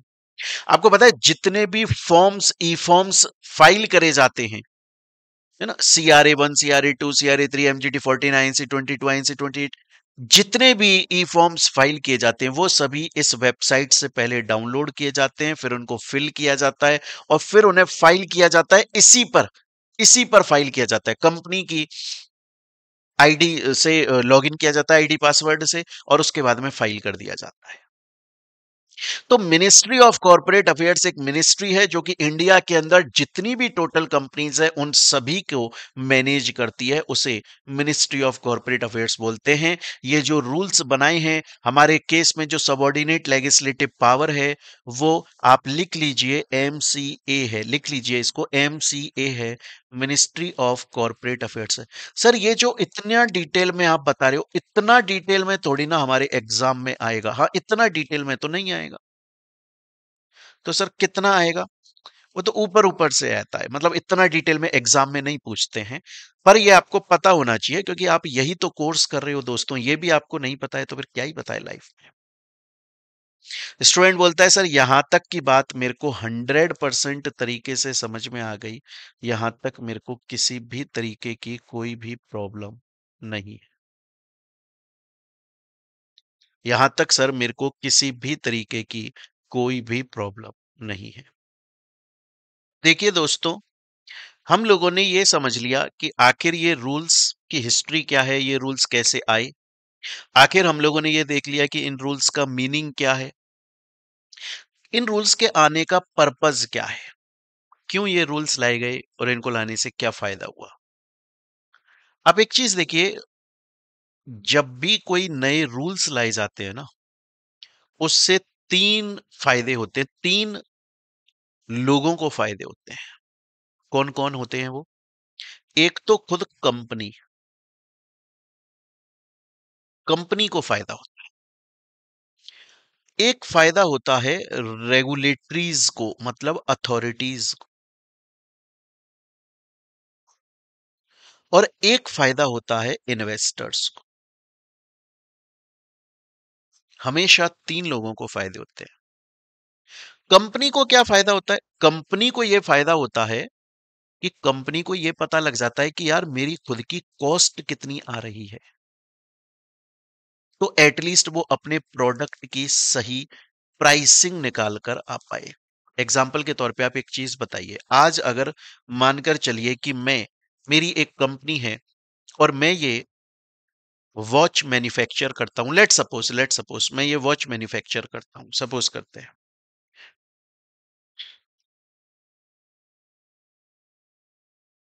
अभी ये मत सोचिएगा सर ये वॉच जो है क्या वो टाइप ए या टाइप बी के अंदर रेगुलेटेड अनरेगुलेटेड सेक्टर में आती है क्या, इनको कॉस्ट रिकॉर्ड मेंटेन करने, मैं उस पर जा ही नहीं रहा हूं, मैं एक सिंपल एग्जांपल दे रहा हूं। सपोज करिए कि ये वॉच मेरी कंपनी मैन्युफैक्चर करती है। अब इस वॉच की मैं प्राइस कितनी रखूं मार्केट में बेचने के लिए, वो मैं कैसे कैलकुलेट करूंगा? तो वो मैं कैलकुलेट करूंगा कि यार सबसे पहले तो ये देखो कि इस प्रोडक्ट को बनाने में मेरा खर्चा कितना आ गया, मेरी जेब से पैसा कितना लग गया, कॉस्ट कितनी लग गई। तो मेरे को पता चला कि सपोज करिए इसको बनाने में मेरा खर्चा आया, लेट सपोज 20 रुपए। फिर मैं देखूंगा कि यार मुझे ना अपना प्रॉफिट मार्जिन भी तो रखना है भाई, मुझे कमाना भी तो है। फिर हालांकि मैं टैक्स वैक्स वो सब चीजें भी देखता हूं, बट प्रॉफिट मार्जिन तो मैं देखूंगा कि यार मान के चलो कि मुझे 5 रुपए का प्रॉफिट कमाना है, और मार्केटिंग वार्केटिंग सब हो जाएगी इसमें। तो फिर मैं इसकी प्राइस रखूंगा 25। तो कंपनी को पहला फायदा ये चल रहा है कि कंपनी को ये पता चल रहा है कि यार मेरे प्रोडक्ट की कॉस्ट कितनी है, ताकि मैं प्राइस डिसाइड कर सकूं। अच्छा, कंपनी को एक और फायदा मिल रहा है प्रोडक्ट मिक्स का। बहुत बार ऐसा होता है कि हम कॉम्बो बनाकर प्रोडक्ट बेचना चाहते हैं। होता है ना ऐसा, जैसे हम ही बेचते हैं या इंस्टीट्यूट्स भी बेचते हैं। बहुत सारे बिजनेसेस ऐसा करते हैं कि यार अगर आप ये खरीद रहे हो और अगर मान के चलो कि आप हमसे एक सब्जेक्ट खरीदोगे, एक एग्जांपल देते हैं कि आप हमसे लॉ खरीदोगे तो यार आपको 8,000 रुपए का पड़ेगा। आप कॉस्ट ऑडिट खरीदोगे तो आपको 8,000 का पड़ेगा। बट अगर आप ऐसे सेपरेटली खरीदते हो तो 16,000 रुपए पड़ गए। बट अगर आप दोनों एक साथ में खरीद लोगे तो 1,000 का डिस्काउंट मिल जाएगा, आपको 15,000 रुपए में दोनों पड़ेंगे। लेकिन वहां पर कंपनी को यह तो पता होना चाहिए कि वो कॉम्बो के अंदर जिन प्रोडक्ट्स को बेच रही है, प्राइस कम करके, क्या प्राइस कम करी जा सकती है उस प्रोडक्ट की? ऐसा तो नहीं है प्रोडक्ट की खुद की ही कॉस्ट इतनी आई है कि आप अगर कॉम्बो वाली प्राइस भी कम कर दोगे तो भी लॉस हो जाएगा, तो भी लॉस हो जाएगा। एक फायदा यह भी मिलता है कि कंपनी ये भी देख पाती है कि उसका ऑप्टिमम यूटिलाइजेशन हो रहा है रिसोर्सेज का कि नहीं हो रहा है। कहीं ऐसा तो नहीं है कि हमने 100 रुपए का रॉ मेटेरियल मंगवाया एक यूनिट बनाने के लिए, अब उसमें से 60 रुपीज का रॉ मेटेरियल यूज हुआ फ्रिज गुड्स में और 40 रुपीज का तो वेस्टेज चला गया। तो ये तो वेस्टेज बहुत ज्यादा हो रहा है। कंपनी को इससे हेल्प मिलेगी कि यार मेरे को ना इंटरनल कंट्रोल्स लगानी चाहिए, कॉस्ट कंट्रोल, कि भैया लेबर से बोलना पड़ेगा इतना ज्यादा वेस्टेज नहीं होगा, बहुत ही सही तरीके से काम करो। क्योंकि अगर तुम इतना वेस्ट करोगे तो प्रोडक्ट की प्राइस ज्यादा होगी, प्रोडक्ट की प्राइस ज्यादा होगी, कस्टमर की जेब पे पॉकेट पे इफेक्ट पड़ेगा। एट द एंड वो खरीदेगा नहीं, हमारी सेल्स गिर जाएगी। आ रही है मेरी बात समझ में? तो कंपनी को फायदा हो रहा है कि कंपनी को खुद की असलियत पता चल रही है। अच्छा, रेगुलेटरीज का, अथॉरिटीज का भी फायदा हो रहा है। अथॉरिटीज का क्या फायदा हो रहा है? अथॉरिटीज ये बोल रही है कि यार ट्रांसपेरेंसी आ गई कंपनी के अंदर। अब कंपनी कॉस्ट रिकॉर्ड मेंटेन करती है और फिर उनके ऑडिट हो जाती है उनकी। तो यार ये एक्चुअल में सच में इतनी ही कॉस्ट लगी है कि नहीं लगी है, ये बात पता लग जाता है, सच में पता लग जाता है। कहीं ऐसा तो नहीं है कि कंपनी ने जानबूझ के अपनी कॉस्ट बढ़ा चढ़ा के दिखाई हो टैक्स की चोरी करने के लिए, ऐसा तो नहीं है। दूसरा, रेगुलेटरीज का और गवर्नमेंट का एक मेन फायदा और होता है बच्चों, वो होता है टैरिफ इंपोज करना। उसमें हेल्प मिलती है गवर्नमेंट को। यहां टैरिफ का मतलब है टैक्स, टैक्स इंपोज करना, उसमें हेल्प मिलती है गवर्नमेंट को। अब सर उसमें क्या हेल्प मिलती है, बड़े ध्यान से सुनिएगा। आज एक चीज बताइएगा दोस्तों, आज आपने देखा है कि आज आप कोई नॉर्मल सी चीज खरीदने जाते हो मार्केट के अंदर, तो उस पर आपका 18% जीएसटी लग जाता है। नॉर्मल सी कोई चीज खरीदने गए, अगर आप एक सीमेंट घर बनवा रहे हो, सीमेंट का एक कट्टा भी खरीद रहे हो ना, एक बैग खरीद रहे हो सीमेंट का 300-400 रुपए का, मान लो 100 रुपए का, तो आपके उसके ऊपर 18% जीएसटी लगता है। लेकिन वहीं पर अगर कोई ज्वेलरी परचेज करता है तो ज्वेलरी पर जो जीएसटी है वो कम लगती है, ऐसा क्यों? ऐसा क्यों? इसका रीजन है, गवर्नमेंट पागल तो नहीं है क्या? गवर्नमेंट को नहीं पता है कि यार ज्वेलरी पर मैं कम ले रही हूं जीएसटी और इस पर मैं ज्यादा ले रही हूं, ऐसा क्यों? गवर्नमेंट बोलती है कि देखो ये जो प्रोडक्ट है ना, मुझे इसकी कॉस्ट पता चल गई और उस कॉस्ट के हिसाब से सामने वाले ने अपना प्रॉफिट मार्जिन जोड़ के एक प्रॉफिट एक प्राइस बता दी। तो ये जो इस प्रोडक्ट की कॉस्ट है वो रीजनेबल है, काफी लोग इस प्रोडक्ट को परचेज कर पाएंगे, बहुत आराम से कर पाएंगे, रीजनेबल कॉस्ट है, परचेजिंग पावर के अंदर आ रही है लोगों की। तो अगर मैं थोड़ा सा हाई रेट ऑफ जीएसटी इसके ऊपर लगा दूं, 100 रुपए का सीमेंट का कट्टा है, 18% जीएसटी, 18 रुपए लगा दूं, 118 रुपया हो रहा है, लोग खरीद पाएंगे। लेकिन ज्वेलरी तो खुद ऑलरेडी बहुत महंगी है, सोने का चांदी का भाव बहुत महंगा है, तो पहले तो कॉस्ट बहुत महंगी है। फिर आप चले गए तनिष्क वाले के पास में, आप चले गए पीसी ज्वेलर्स के पास में, तो वो आपसे बनाने का खर्चा और लेता है, मेकिंग चार्ज, जो प्रिपेयरिंग चार्ज क्या बोलते हैं इसमें, वो और लेगा आपसे।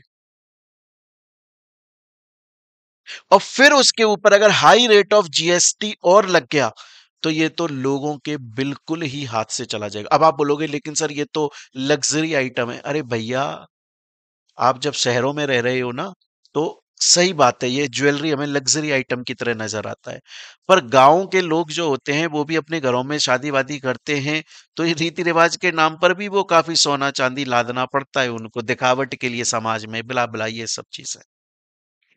तो गवर्नमेंट का भी तो फायदा है, गवर्नमेंट को एक तो पूरी ट्रांसपेरेंसी आ रही है, गवर्नमेंट को पता चलता है कॉस्ट बढ़ा चढ़ा कर नहीं दिखा रहा है, गवर्नमेंट को पता चलता है एक्चुअल कॉस्ट है, और गवर्नमेंट का हेल्प हो रहा है टैरिफ इंपोज करने में। और तीसरा जो सबसे फायदा होता है दोस्तों, वो होता है इन्वेस्टर का। आप सोचिए कि एक ऐसी कंपनी है जिसका कोई कॉस्ट रिकॉर्ड मेंटेन नहीं होता, जो कोई अपनी कॉस्ट ऑडिट नहीं कराती, और एक वो कंपनी है जिसका कॉस्ट रिकॉर्ड मेंटेन होता है, जो अपनी कॉस्ट ऑडिट कराती है। आप मुझे बताइए कि अगर आप इन्वेस्टर हो और आपको पैसा इन्वेस्ट करना है, तो आप किस कंपनी के अंदर अपना पैसा इन्वेस्ट करना चाहोगे? आप बताओ, दिल पे हाथ रख के बता दो आज, किस कंपनी के अंदर आप पैसा इन्वेस्ट करना चाहोगे? मेरे प्यारे बच्चों, आप इन्वेस्ट करना चाहोगे उस कंपनी के अंदर जिसको, जो कॉस्ट रिकॉर्ड मेंटेन कर रही है, जिसकी कॉस्ट ऑडिट हो रही है, क्योंकि उसकी आपको एक्चुअल पोजीशन पता है, आपको उसके ऊपर ट्रस्ट हो गया। कॉस्ट ऑडिट एक इंडिपेंडेंट ऑडिटर करता है, वो हम पढ़ेंगे अपने नेक्स्ट चैप्टर में। यहां तक की बात मेरे दोस्तों आपको समझ में आई, एक्यूरेट इंफॉर्मेशन मिल रही है।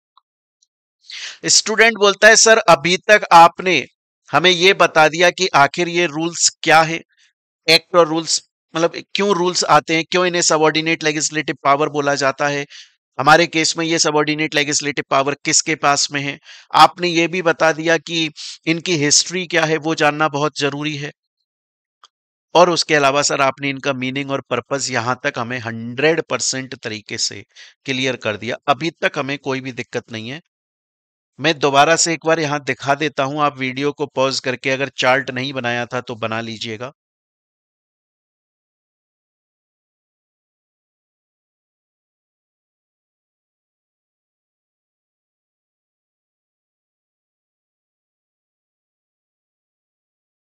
ठीक है, चलिए, यहां तक दोस्तों हम लोगों ने पढ़ लिया।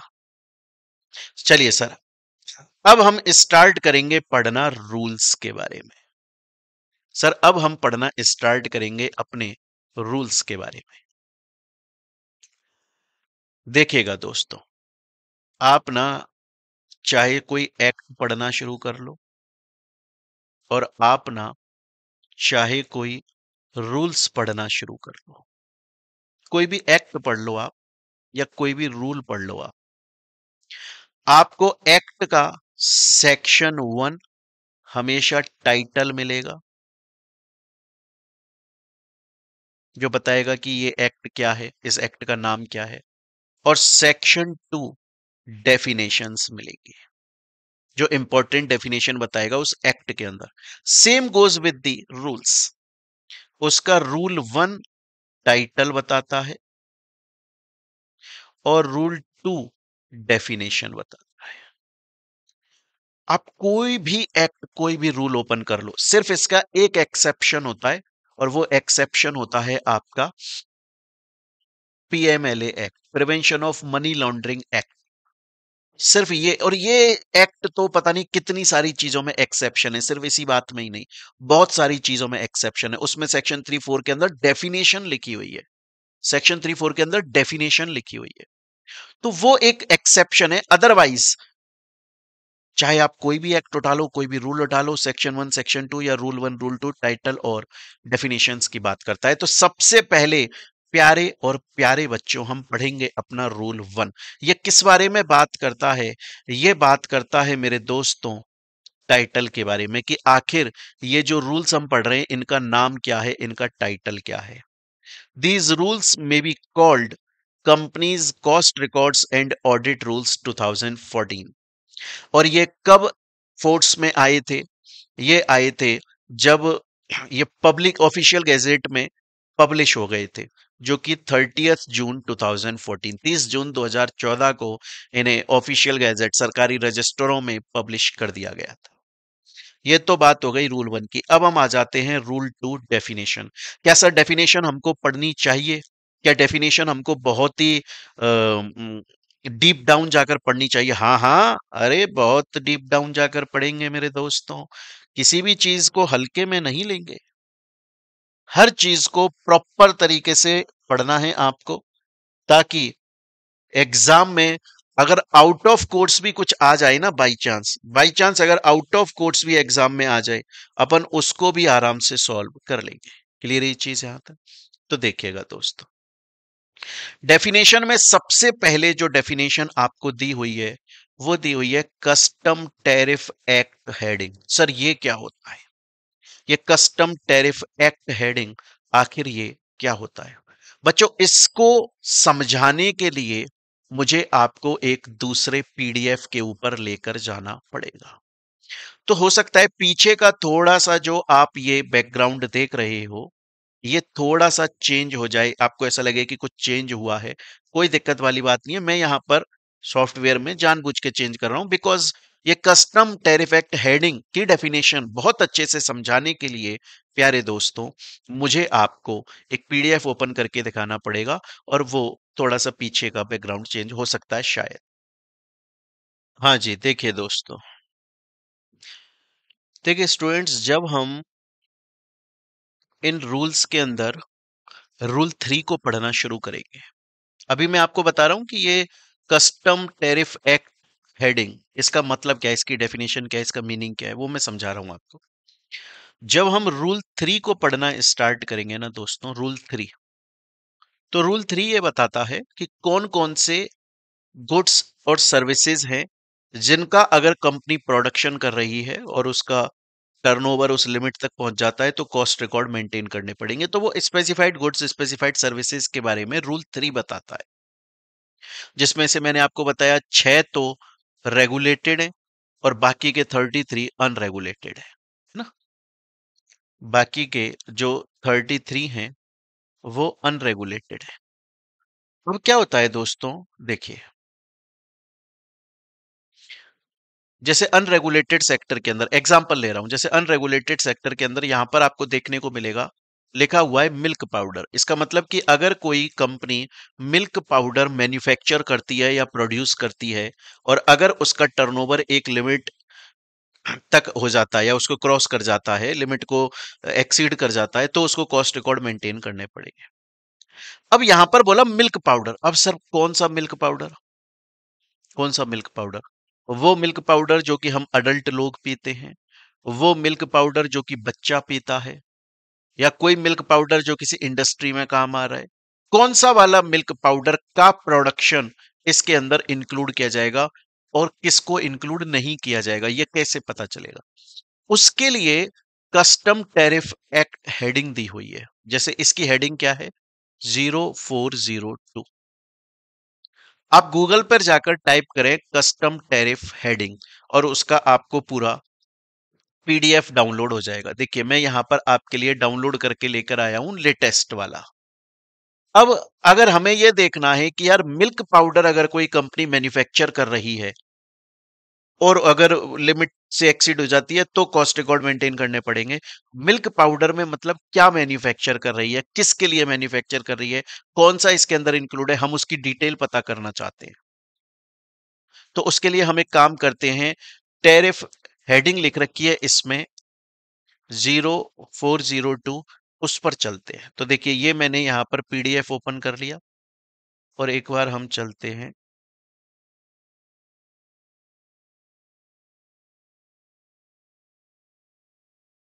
एक मिनट रुके।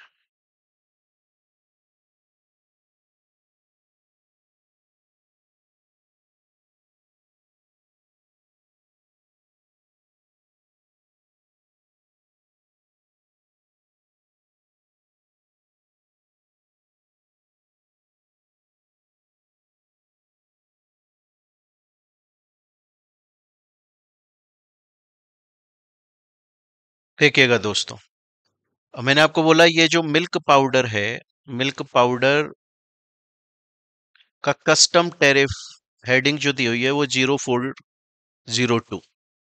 इसका मतलब है कि अगर हमें ये पता करना है कि कौन सा मिल्क पाउडर प्रोड्यूस करने पर कॉस्ट रिकॉर्ड की एप्लीकेबिलिटी आती है, तो उसके लिए हम इस पीडीएफ के अंदर चले जाते हैं। और अब देखिए हम आ गए हेडिंग 0402 के ऊपर आ चुके हैं। अब इसमें पूरा डिटेल में ये, अब 0402 के अंदर भी सब हेडिंग्स दी हुई होती हैं और उसमें बताया होता है कौन सा मिल्क है, स्किम्ड मिल्क है वो भी इंक्लूडेड है, मिल्क फूड फॉर बेबीज वो भी इंक्लूडेड है ना। उसके अलावा ऐसा मिल्क जिसके अंदर शुगर नहीं है वो भी इंक्लूडेड है, या अदर स्वीटनिंग आइटम्स नहीं है वो भी इंक्लूडेड है, कंडेंस्ड मिल्क है वो भी इंक्लूडेड है। सेम इसी तरीके से दोस्तों, सपोज करिए ये आपका इंसेक्टिसाइड्स है या प्लास्टिक है ना, या टायर एंड ट्यूब्स है। अब जैसे इंसेक्टिसाइड्स है, इसका 3808 है। अब सर इंसेक्टिसाइड्स में किस तरीके का आइटम प्रोड्यूस करने पर वो इंक्लूड होता है, अगर आपको उसकी इंटरनल डिटेल चाहिए। ये तो हमारे जो दिया हुआ है अपने सिलेबस में, ये सिर्फ नाम नाम दिया हुआ है और कस्टम टैरिफ हेडिंग दी हुई है जो कि आपको याद नहीं करनी है। कस्टम टैरिफ हेडिंग आपको याद नहीं करनी होती है। लेकिन अगर कभी हमें यह पता करना है कि यार ये जो इंसेक्टिसाइड्स हैं इसमें भी किस तरीके का प्रोडक्ट मैन्युफैक्चर करने पर कॉस्ट रिकॉर्ड्स की एप्लीकेबिलिटी आएगी और कौन सा मैन्युफैक्चर करने पर कॉस्ट रिकॉर्ड्स की एप्लीकेबिलिटी नहीं आएगी, तो ये आपको एक पीडीएफ है, गूगल से इसे आप डायरेक्टली डाउनलोड कर सकते हो और इसमें जाकर आप एक एक चीज को डिटेल में देख सकते हो, है ना। जैसे जैसे मानकर चलिए इस पर आ जाते हैं, अदर लाइव प्लांट्स।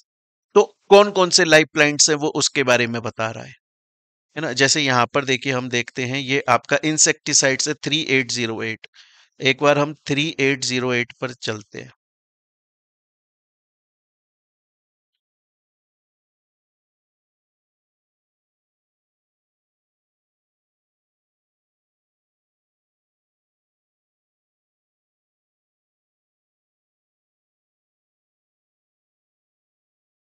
ये देखिए, ये देखिए 3808। अब आप देखिए हमारे इसमें लिखा हुआ है इंसेक्टिसाइड्स, अगर ये मैन्युफैक्चर कर रहे हैं तो कॉस्ट रिकॉर्ड्स की एप्लीकेबिलिटी आ जाएगी डिपेंडिंग अपॉन की टर्नओवर एक्सीड हो रहा है। बट किस तरह का इंसेक्टिसाइड्स, उसकी पूरी डिटेल अगर चाहिए तो पूरी डिटेल यहां पर दी हुई है।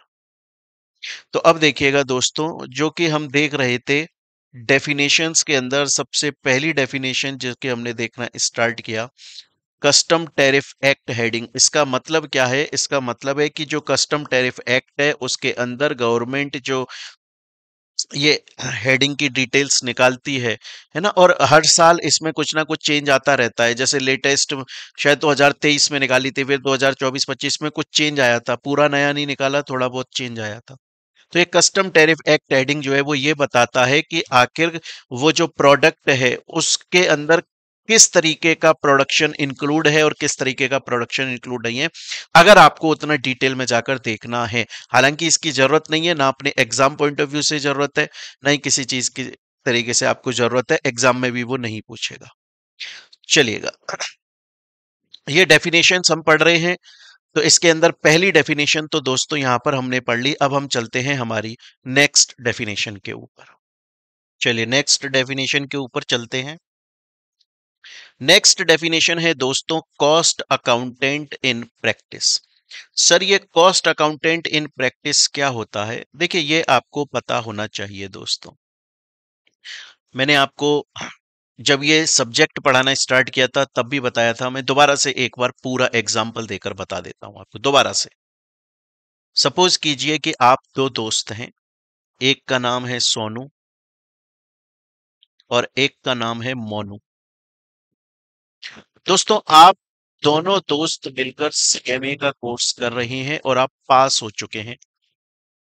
ठीक है, आप सीएमए कोर्स पास कर चुके हैं। अब आप दोनों ने ये सोचा, बोला कि यार हम किसी कंपनी के अंदर जाकर एज सीएमए जॉब करें। तो सोनू बोला बोला हाँ यार मैं तो एज सीएमए जॉब करना चाहता हूं कंपनी के अंदर। रिलायंस कंपनी मुझे जॉब दे रही है, मैं रिलायंस कंपनी का फुल टाइम एम्प्लॉय बनना चाहता हूं, फुल टाइम एम्प्लॉयमेंट के अंदर मैं आना चाहता हूं। और उसके लिए मैं सुबह 10 बजे जाया करूंगा और शाम को 5 बजे मेरी छुट्टी हो जाएगी और मैं सिर्फ रिलायंस कंपनी के लिए काम कर। और वो काम क्या होगा? हो सकता है वो काम ऐसा होगा कि रिलायंस कंपनी ने पूरे साल में कितनी कॉस्ट कर करी उसका रिकॉर्ड मुझे मेंटेन करना पड़ता है। उसका रिकॉर्ड मुझे मेंटेन करना पड़ता है। तो इसका मतलब है मैं एक तरह से अकाउंटिंग कर, मैं एक तरह से अकाउंटिंग रिकॉर्ड्स को मेंटेन करूंगा और मुझे अकाउंटिंग स्टैंडर्ड्स को फुलफिल करना पड़ेगा ताकि मैं कॉस्ट शीट बना सकूं, कॉस्ट स्टेटमेंट बना सकूं। वहीं पर मोनू बोला कि नाजी ना, मोनू बोला कि भैया हमसे एक कंपनी में बैठ के काम नहीं होता है।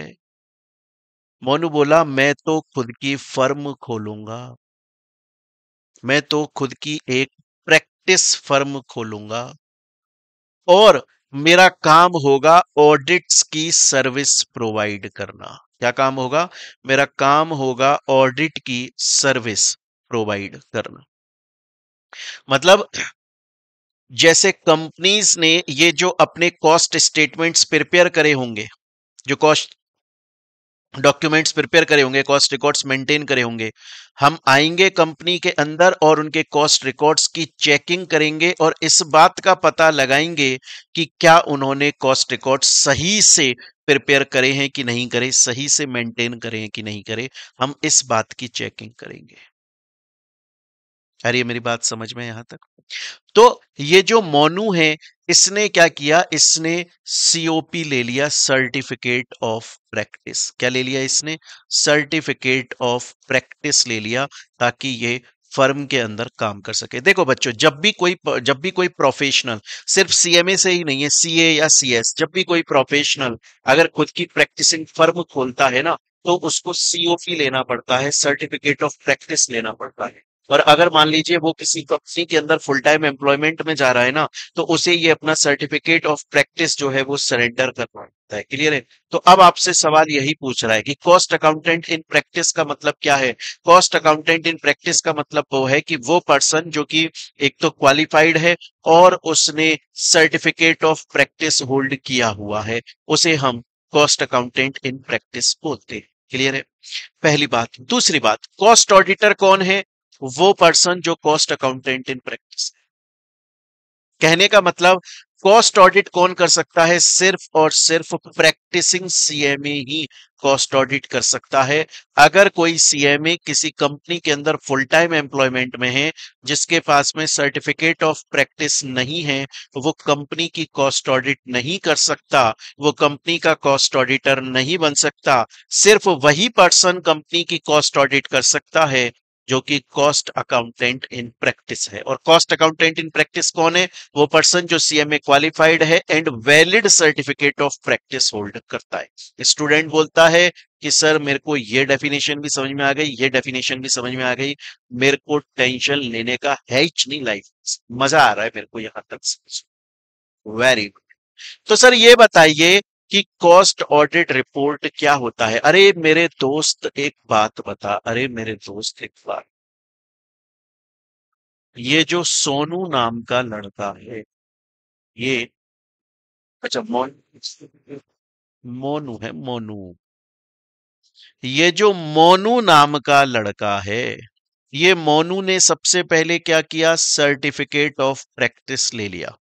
तो ये कौन बन गया, ये किसी कंपनी ने, जिसने कंपनी ने इसको अपॉइंट किया होगा, उस कंपनी का ये कॉस्ट ऑडिटर बन गया। अब ये क्या करेगा, अब ये कंपनी के अंदर आएगा, कंपनी के अंदर आके कंपनी के कॉस्ट रिकॉर्ड्स को, कंपनी के अंदर आके कंपनी के कॉस्ट स्टेटमेंट्स को और उनसे रिलेटेड डॉक्यूमेंट्स को चेक करेगा और उनकी ऑडिट करेगा। क्या करेगा, चेक करेगा और उनकी ऑडिट करेगा। ऑडिट करते वक्त ऑडिटिंग स्टैंडर्ड्स को फुलफिल करेगा, उनका ध्यान रखेगा। और जब इसकी ऑडिट पूरी हो जाएगी तब ये बना देगा कॉस्ट ऑडिट रिपोर्ट। क्या बना देगा, कॉस्ट ऑडिट रिपोर्ट। क्लियर ये चीज यहां तक, ये बना देगा कॉस्ट ऑडिट रिपोर्ट। स्टूडेंट बोलता है सर मेरे को यहां तक की बात समझ में आ गई। हालांकि हम जो नेक्स्ट चैप्टर पढ़ेंगे अपना चैप्टर 3, उसके अंदर मैं बताऊंगा, फिर भी मैं आपको यहां पर बता देता हूं, जो कॉस्ट रिपोर्ट बनाई जाती है, जो कॉस्ट ऑडिट रिपोर्ट बनाई जाती है, वो फॉर्म नंबर CRA 3 में बनाई जाती है। ये बात हम अपने नेक्स्ट चैप्टर, चैप्टर नंबर 3 के अंदर पढ़ेंगे। एंड इवन जब हम चैप्टर नंबर 8 पढ़ेंगे तो उसमें भी हमें पढ़ने को मिलेगा। फिर भी मैं बता देता हूं, कंपनी के अंदर जब कोई कॉस्ट ऑडिटर आता है और कंपनी की कॉस्ट ऑडिट करता है और कॉस्ट ऑडिट रिपोर्ट देता है, तो cost auditor cost audit report किसको देता है, बोर्ड ऑफ डायरेक्टर्स को देता है। CRA नहीं, CRA 3 के फॉर्मेट में देता है। लेकिन वही कंपनी जब उस कॉस्ट ऑडिट रिपोर्ट को, कंपनी जब उस कॉस्ट ऑडिट रिपोर्ट को सेंट्रल गवर्नमेंट को फाइल करती है XBRL के फॉर्मेट में, चैप्टर 8 में पढ़ेंगे हम इस बात को, तो CRA 4 में करती है। तो याद रखिएगा, जब cost auditor cost audit report company को देता है, बोर्ड ऑफ डायरेक्टर्स को देता है, तो CRA 3 में देता है। लेकिन जब कंपनी उस कॉस्ट ऑडिट रिपोर्ट को सेंट्रल गवर्नमेंट के पास XBRL फॉर्मेट में फाइल करती है, तो CRA 4 में करती है। हालांकि इस बात को चैप्टर 3 जो हमारा नेक्स्ट चैप्टर, उसके अंदर हम बहुत डिटेल में पढ़ेंगे, और चैप्टर 8 के अंदर तो हम प्रैक्टिकली देखेंगे कि कॉस्ट ऑडिट रिपोर्ट आखिर फाइल कैसे होती है। स्टूडेंट बोलता है सर यहां तक की बात मुझे समझ में आ गई, मुझे किसी भी तरह की कोई भी प्रॉब्लम नहीं है। तो अभी तक हम लोगों ने ये इतनी डेफिनेशंस यहां पर पढ़ ली। चलते हैं नेक्स्ट। नेक्स्ट डेफिनेशन आ जाती है कॉस्ट रिकॉर्ड। दोस्तों मैं चाहूंगा यहां पर आप एक क्वेश्चन अपने पास में लिखें। मेरे प्यारे बच्चों, मैं चाहूंगा कि यहां पर आप एक क्वेश्चन जरूर से लिख लें। सर वो क्वेश्चन क्या है, वो क्वेश्चन ये है, is there any fixed format for maintaining cost records, या preparing maintaining for preparing cost records.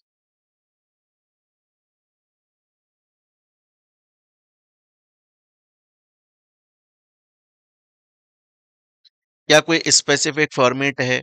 और दोस्तों मैंने इसका आंसर आपको पहले भी बताया था, नहीं, कोई स्पेसिफिक फॉर्मेट नहीं है कि भैया इस तरीके से कॉस्ट रिकॉर्ड्स प्रिपेयर किए जाते हैं। मैंने आपको बोला था कि 3 चीजों का आना जरूरी है। अगर वो 3 चीजें आ गई, जैसे utilization of material, utilization of labour and other items of cost as related to the production of goods and services, clear है ये चीज, वो कॉस्ट रिकॉर्ड्स होता है। अब याद रखिएगा दोस्तों, मैंने अभी अभी आपको एक बात बताई, मैंने अभी अभी आपको ये बोला कि जो कॉस्ट ऑडिट रिपोर्ट होती है, वो CRA 3 में जाती है बोर्ड ऑफ डायरेक्टर्स को, और CRA 4 में जाती है सेंट्रल गवर्नमेंट को, है ना। उसी तरीके से जो कॉस्ट रिकॉर्ड्स होते हैं ना दोस्तों, जो कॉस्ट रिकॉर्ड्स कंपनी प्रिपेयर करती है वो CRA 1 में प्रिपेयर करती है। स्टूडेंट बोलता है मुझको यहाँ तक की बात समझ में आ गई, यहाँ तक मेरे को कोई भी प्रॉब्लम नहीं है। नेक्स्ट डेफिनेशन आती है फॉर्म। फॉर्म का मतलब क्या है? जैसे ये CRA 1, CRA 2, CRA 3, CRA 4, CRA 5, ये जो फॉर्म्स है ना, आप अगर एक्चुअल में रूल्स पढ़ोगे तो उनके साथ में एनेक्स करके दिए हुए हैं ये रूल्स। क्लियर है ये चीज यहाँ तक? हम भी उसको यहाँ पर अपन जब पढ़ेंगे तब हम यूज लेते रहेंगे, मैं क्लास में आपको दिखाता रहूंगा, प्रॉपरली हम देखेंगे एक एक रूल को, वो फॉर्म को, CRA 1 कैसा होता है उसको पूरा डिटेल में इंटरनल पढ़ेंगे हम लोग अच्छे से। नेक्स्ट डेफिनेशन आती है इंडियन अकाउंटिंग स्टैंडर्ड। सर हम यहां पर कॉस्ट के बारे में बात कर रहे हैं, कॉस्ट ऑडिट के बारे में बात कर रहे हैं। ये इंडियन अकाउंटिंग स्टैंडर्ड यहां पर क्यों यूज में आ गया? देखो ये इसलिए यूज में आ गया ताकि ये टर्मिनोलॉजी आपको समझाने की कोशिश कर रहा है। मतलब हम इंडियन अकाउंटिंग स्टैंडर्ड्स जो इंड एस होते हैं, जो आप CFR उधर पढ़ते होंगे, ये जो इंडियन अकाउंटिंग स्टैंडर्ड्स हैं उनके अंदर जिस तरह की टर्मिनोलॉजी यूज करी जाती है, सेम टर्मिनोलॉजी यहां पर कॉस्ट रिकॉर्ड्स में यूज करी जाती है। एग्जांपल के तौर पे आप जब फिक्स्ड असेट्स को बात करते हो तो काउंटिंग स्टैंडर्ड से बोलते हैं कि फिक्स्ड असेट्स को हम PPE की तरह लिखते हैं, प्रॉपर्टी प्लांट इक्विपमेंट। सेम जब हम कॉस्ट रिकॉर्ड्स बनाते हैं वहां पर भी फिक्स्ड असेट्स को हम PPE के फॉर्मेट में लिखते हैं, प्रॉपर्टी प्लांट इक्विपमेंट। क्लियर है ये चीज यहां तक? नेक्स्ट डेफिनेशन आती है इंस्टीट्यूट की, और यहां पर हमारा इंस्टीट्यूट ICWA है। ICMA है, पहले ICWA बोला जाता था उसको। तो दोस्तों यहां तक हम लोगों ने अपना रूल 1 और रूल 2 कंप्लीट करा है, जो कि आप लोगों के समझने के लिए बहुत ज्यादा जरूरी है। अब हम आ रहे हैं प्यारे बच्चों अपने सबसे मोस्ट इंपॉर्टेंट रूल के ऊपर। ये जो companies cost records and audit rules 2014 है ना, इसके जो हार्ट है, इसके जो दिल है, वो दो रूल हैं। एक तो है रूल नंबर 3 और एक है रूल नंबर 4। अब हम आ गए हैं मेरे प्यारे प्यारे बच्चों रूल नंबर 3 के अंदर। बहुत ही मजा आने वाला है, बहुत ही ज्यादा मजा आने वाला है पढ़ने में। देखिएगा दोस्तों,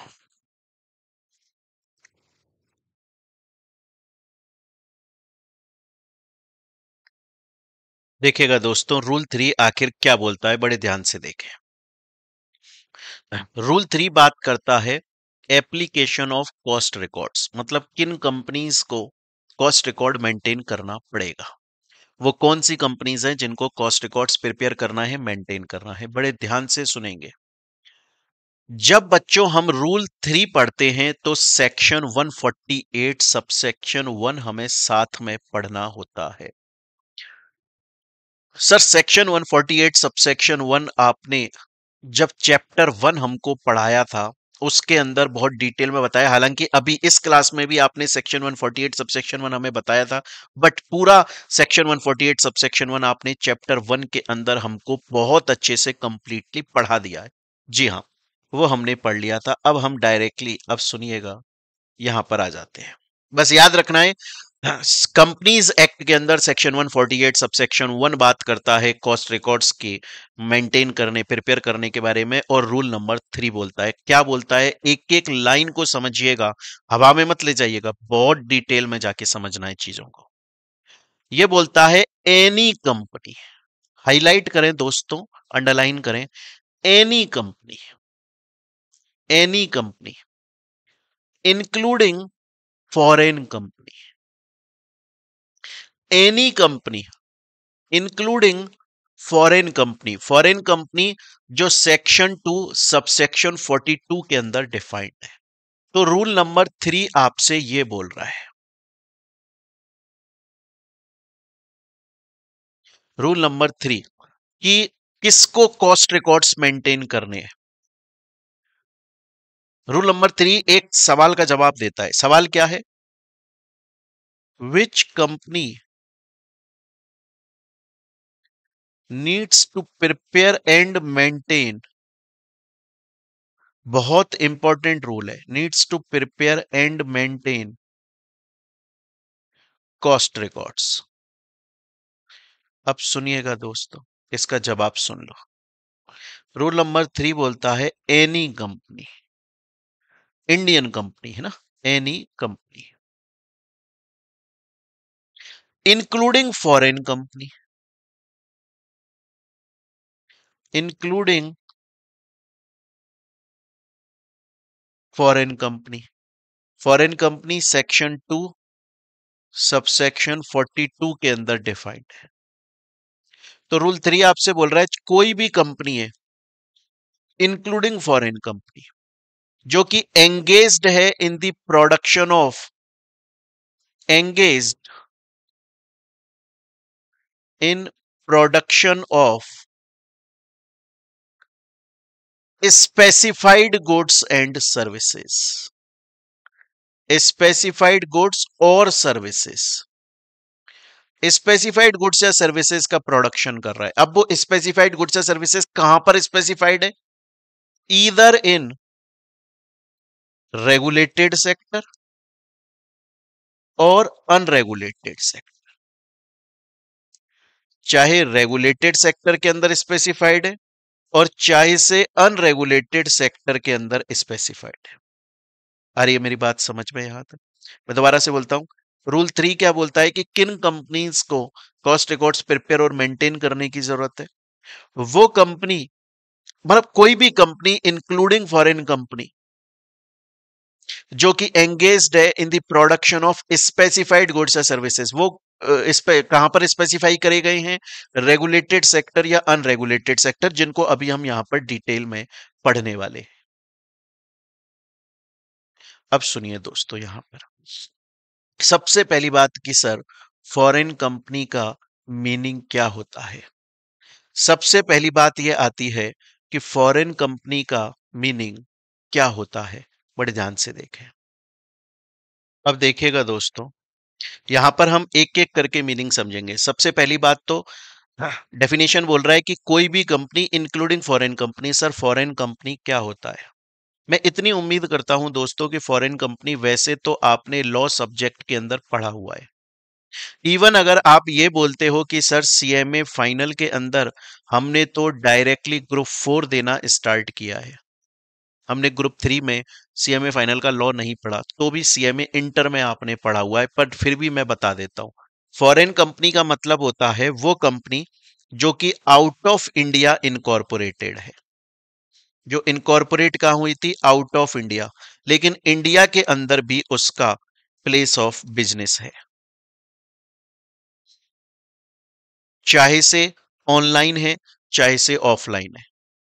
ये यहां पर जो आपको फॉरेन कंपनी दिखाई दे रहा है, ये मैंने लॉ सब्जेक्ट का यहां पर लाया हुआ है सिर्फ आपको समझाने के लिए, है ना। और इस चीज को हम जब लॉ में पढ़ते हैं तब एग्जाम्पल की फॉर्म में, तो फिर तो बहुत सारा डिटेल में पढ़ते हैं, 3-4 एग्जाम्पल्स देखते हैं। एक मैं बहुत ही फनी सा एग्जांपल आपको देता हूं, ध्यान से सुनिएगा, बहुत आराम से समझ में आ जाएगा फॉरेन कंपनी के बारे में। लेट सपोज कि ये आपको जो दिखाई दे रहे हैं ये हैं Tom cruise, and let suppose ये जो आपको यहां पर दिखाई दे रहे हैं ये हैं मिर्जापुर के गुड्डू भैया।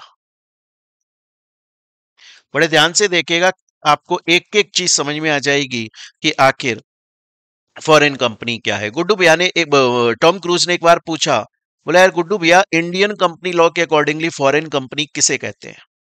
बोला यार कंपनी अगर 2 कंडीशन फुलफिल कर देना तो इंडिया में उसे फॉरेन कंपनी बोलने लग जाते हैं। सबसे पहली बात तो इंडिया के वो किसी दूसरी कंट्री के अंदर रजिस्टर्ड है, रजिस्टर्ड वो आउट ऑफ इंडिया किसी दूसरी कंट्री के कंपनीज एक्ट में रजिस्टर्ड है, और इंडिया के अंदर उसका प्लेस ऑफ बिजनेस है, चाहे से फिजिकली है चाहे से इलेक्ट्रॉनिकली है, चाहे से खुद कंपनी कर रही है या किसी एजेंट के थ्रू कर रही है। अरे मेरी बात समझ में? चाहे से फिजिकली है चाहे से इलेक्ट्रॉनिकली है, चाहे से वो खुद कर रही है चाहे से किसी एजेंट के थ्रू कर रही है। पहली बात। अच्छा, दूसरी बात, यहां पर मानकर चलो कि अमेरिका की कोई कंपनी है, वो इंडिया के अंदर उसका कोई ऑनलाइन प्लेस ऑफ बिजनेस है, लेकिन वो कैसे है? मान के चलो अमेरिका की कंपनी, इंडिया के अंदर उसका प्लेस ऑफ बिजनेस है, ऑनलाइन है, और जो इंटरनेट यूज कर रही है वो इंडियन कंपनी का इंटरनेट है। तो भी उसको मान लिया जाता है कि वो फॉरेन कंपनी है। तो यहां पर इतना बेसिकली आपको याद रखना है कि रूल 3 ये बोलता है कि कोई भी कंपनी, चाहे से वो फॉरेन कंपनी ही क्यों नहीं है, उसके ऊपर ये कॉस्ट रिकॉर्ड्स मेंटेन करने की एप्लीकेबिलिटी आ जाती है अगर वो स्पेसिफाइड गुड्स या सर्विसेज को प्रोड्यूस कर रहे हैं जो कि रेगुलेटेड सेक्टर या अनरेगुलेटेड सेक्टर के अंदर बताए गए हैं। यहां तक मेरी बात समझ में आई? अब बड़े ध्यान से सुनेगा। अभी तक हमने सिर्फ इतना पढ़ा है डेफिनेशन को, इतना। अब यहां पर दोस्तों एक क्वेश्चन आता है आपके पास में, और ये क्वेश्चन मैं चाहूंगा कि आप लोग लिख लो अपनी कॉपी में। मैं चाहूंगा कि ये क्वेश्चन आप लोग अपनी कॉपी में लिख लो। ये क्वेश्चन ये है कि if a foreign company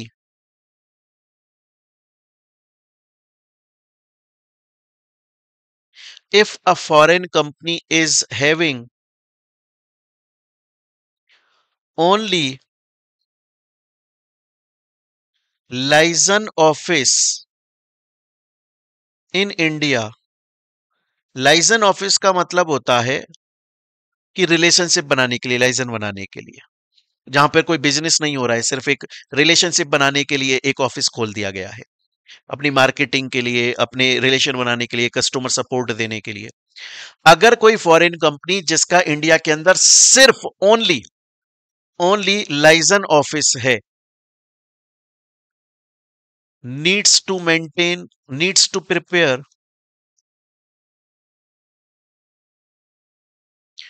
cost records और नॉट,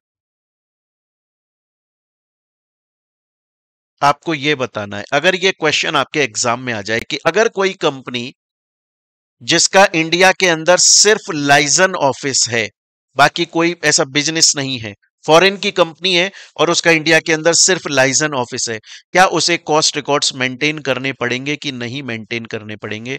और आपका आंसर होगा, ये लिख जरूर से लीजिएगा, आपका आंसर होगा जी हां। अगर कोई ऐसी फॉरेन की कंपनी है जिसका इंडिया के अंदर अगर लाइजन ऑफिस है, ओनली लाइजन ऑफिस है, तो उसको, अगर कोई ऐसी कंपनी है जिसका इंडिया के अंदर सिर्फ लाइजन ऑफिस है, तो भी उसको कॉस्ट रिकॉर्ड्स मेंटेन करने पड़ेंगे अगर वो कंपनी रेगुलेटेड सेक्टर या अनरेगुलेटेड सेक्टर के अंदर जो गुड्स या सर्विसेज बताई गई हैं उनको प्रोड्यूस कर रहा है। दोबारा से आराम से सुनिएगा, इसका एक्सेप्शन है, बताऊंगा एक्सेप्शन, अभी बताऊंगा। मैंने आपसे यह पूछा कि अगर नॉर्मली रूल 3 ये बोलता है कि कॉस्ट रिकॉर्ड्स किस कंपनी के ऊपर एप्लीकेबल होते हैं? एवरी कंपनी, चाहे से पब्लिक कंपनी है, चाहे से प्राइवेट कंपनी है, चाहे से वन पर्सन कंपनी है, चाहे से स्मॉल कंपनी, एवरी कंपनी, हर कंपनी के ऊपर कॉस्ट रिकॉर्ड्स में प्रिपेयर और मेंटेन करने की एप्लीकेबिलिटी आ जाएगी, इंक्लूडिंग फॉरेन कंपनी। अब मैं आपसे यहां पर यह पूछ रहा हूं क्योंकि जब, क्योंकि मैं क्यों पूछ रहा हूं यह सवाल, क्योंकि रूल 3 बोलता है foreign company defined in clause 42 of section 2, section 2 sub section 42 या क्लॉज 42, क्लियर है ये चीज? अब अगर आप सेक्शन 2 और क्लॉज 42 के अंदर पढ़ना शुरू करोगे ना, तो वहां पर आपको ये लिखा हुआ मिलेगा कि इंडिया के लिए फॉरेन कंपनी वो है, इंडिया के लिए फॉरेन कंपनी वो है जिसका इंडिया के अंदर प्रिंसिपल प्लेस ऑफ बिजनेस है। प्रिंसिपल प्लेस ऑफ बिजनेस का मतलब, फॉरेन की कंपनी ने इंडिया के अंदर अपनी एक ब्रांच खोली हुई है जहां पर बिजनेस होना कंपलसरी है, जहां पर बिजनेस होना कंपलसरी है, उस प्लेस ऑफ बिजनेस के थ्रू इंडिया में बिजनेस होना कंपलसरी है। अगर अगर इंडिया के अंदर बिजनेस नहीं हो रहा है तो सेक्शन 2 क्लॉज 42 ये बोलता है हम उसे फॉरेन कंपनी नहीं मानते। ये मैंने आपको फॉरेन कंपनी की डेफिनेशन बताई।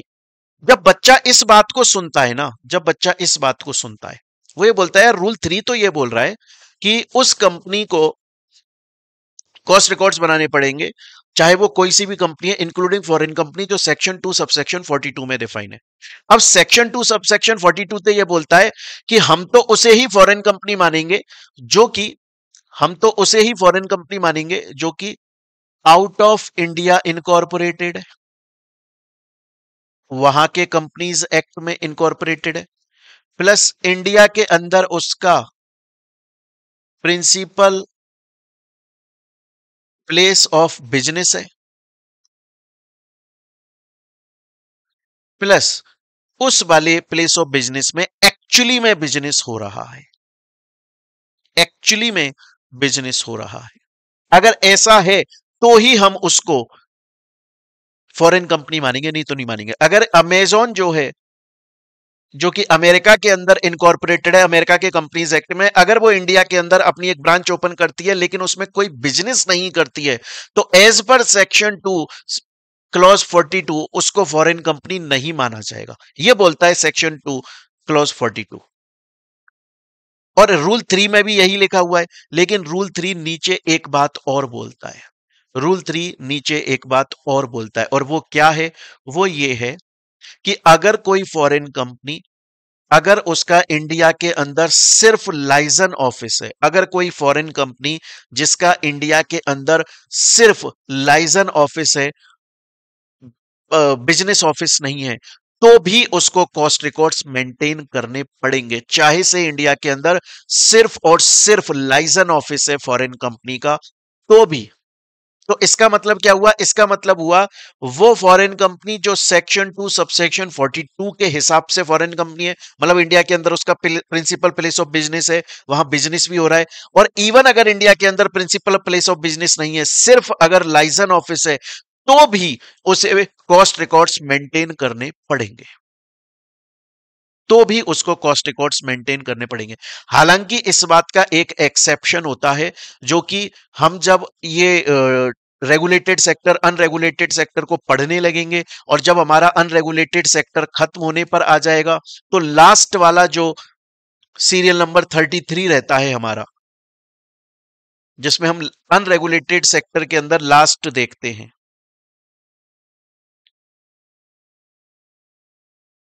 जिसके अंदर हम अनरेगुलेटेड सेक्टर में ये लास्ट देखते हैं, इस वाले केस में अगर लाइजन ऑफिस है, फॉरेन कंपनी का सिर्फ लाइजन ऑफिस है, तो कॉस्ट रिकॉर्ड मेंटेन नहीं करना। इसका मतलब क्या है? इसका मतलब ये हुआ, सपोज करिए कि एक अमेरिका की कंपनी है, मेरी बात को बड़े ध्यान से सुनिएगा, एक अमेरिकन कंपनी है, वो इंडिया के अंदर लाइजन ऑफिस है उसका, ओनली लाइजन ऑफिस, ओनली सिर्फ लाइजन ऑफिस है, और वो कौन से गुड्स या सर्विसेज को प्रोड्यूस करती है? या तो रेगुलेटेड सेक्टर के जो 6 हैं उनमें से कोई भी, या फिर अनरेगुलेटेड सेक्टर के, या फिर अनरेगुलेटेड सेक्टर के 1 से लेके 32 तक।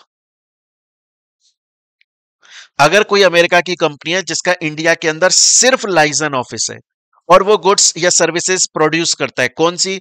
रेगुलेटेड सेक्टर के अंदर जो 6 हैं, या तो उनमें से, या अनरेगुलेटेड सेक्टर के 1 से 32 तक, इनमें से कोई भी करता है, इनमें से कोई सा भी करता है, तो कॉस्ट रिकॉर्ड मेंटेन करना जरूरी है। लेकिन अगर वो अनरेगुलेटेड सेक्टर का 33 जो सीरियल नंबर में दिया हुआ है, जिसको हम पढ़ेंगे आगे, अगर वो गुड्स या सर्विसेज प्रोड्यूस करता है और इंडिया में सिर्फ लाइजन ऑफिस है, तो फिर उसे कॉस्ट रिकॉर्ड्स मेंटेन करने की जरूरत नहीं है। देखिए ये बात यहां भी लिखी हुई है, सीरियल नंबर 33, ये जो हम पढ़ेंगे इसमें, अगर कोई फॉरेन की कंपनी जिसका इंडिया के अंदर सिर्फ लाइजन ऑफिस है, और वो ये वाले अगर गुड्स या सर्विसेज को प्रोड्यूस करती है, तो फिर उसको कॉस्ट रिकॉर्ड्स मेंटेन करने की जरूरत नहीं पड़ेगी। अरे ये मेरी बात आपको समझ में दोस्तों? ये यहां भी लिखा हुआ है, देखिए, foreign company having only liaison office in India only for the activities specified in serial number 33, जिसको हम पढ़ेंगे टेबल बी में, अनरेगुलेटेड सेक्टर में, उनको कॉस्ट रिकॉर्ड्स मेंटेन करने की, प्रिपेयर करने की जरूरत नहीं है। तो कॉस्ट ऑडिट भी नहीं होगी जब कॉस्ट रिकॉर्ड्स प्रिपेयर नहीं हो रहे हैं। तो हम दोबारा से अपनी डेफिनेशन पर आते हैं रूल 3 की। अभी हम सिर्फ डेफिनेशन देख रहे हैं, फिर हम रूल्स, उसको टेबल्स को देखना स्टार्ट करेंगे। इसने क्या बोला? इसने बोला any company including foreign company defined in clause 42 of section 2, मतलब इंडिया के अंदर उसका प्लेस ऑफ बिजनेस है फॉरेन कंपनी का। फिर मैंने आपको बोला अगर सिर्फ लाइजन ऑफिस है तो भी कॉस्ट रिकॉर्ड्स मेंटेन करने पड़ेंगे, जरूरी नहीं है कि प्लेस ऑफ बिजनेस इंडिया में होना ही चाहिए। वो कंपनीज एंगेज्ड है in the production of goods और सर्विसेज, किस चीज के गुड्स या सर्विसेज के प्रोडक्शन में? कौन से वाले गुड्स या सर्विसेज? जो कि टेबल ए या टेबल बी रेगुलेटेड सेक्टर या अनरेगुलेटेड सेक्टर के अंदर डिफाइन किए गए हैं। तो अभी तक हमने यहां तक बात करी है। अब सवाल ये आता है कि सर वो कौन से गुड्स या सर्विसेज हैं बच्चों, उसके लिए अब हमको डिटेल में जाकर ये टेबल्स पढ़नी पड़ेंगे, जो कि अब हम पढ़ना स्टार्ट करते हैं। सबसे पहले हम पढ़ेंगे, पहले मैं आपको डिटेल में एक एक पूरी ये टेबल बताऊंगा, रेगुलेटेड सेक्टर, अनरेगुलेटेड सेक्टर, सब कुछ बताऊंगा, और एंड में फिर मैं आपको इनको याद करने की एक शॉर्ट ट्रिक भी बता दूंगा। क्लियर है? जो कि मैंने आपको चैप्टर 1 में भी बताई थी, दोबारा से एक शॉर्ट ट्रिक बता दूंगा। एक छोटा सा स्टेटमेंट है, उस छोटे से स्टेटमेंट को आप याद कर लोगे तो आपको याद आ जाएगा कि कौन सा रेगुलेटेड सेक्टर के अंदर इंडस्ट्री स्पेसिफाइड करी गई है। तो चलिए अब हम पढ़ना स्टार्ट करते हैं।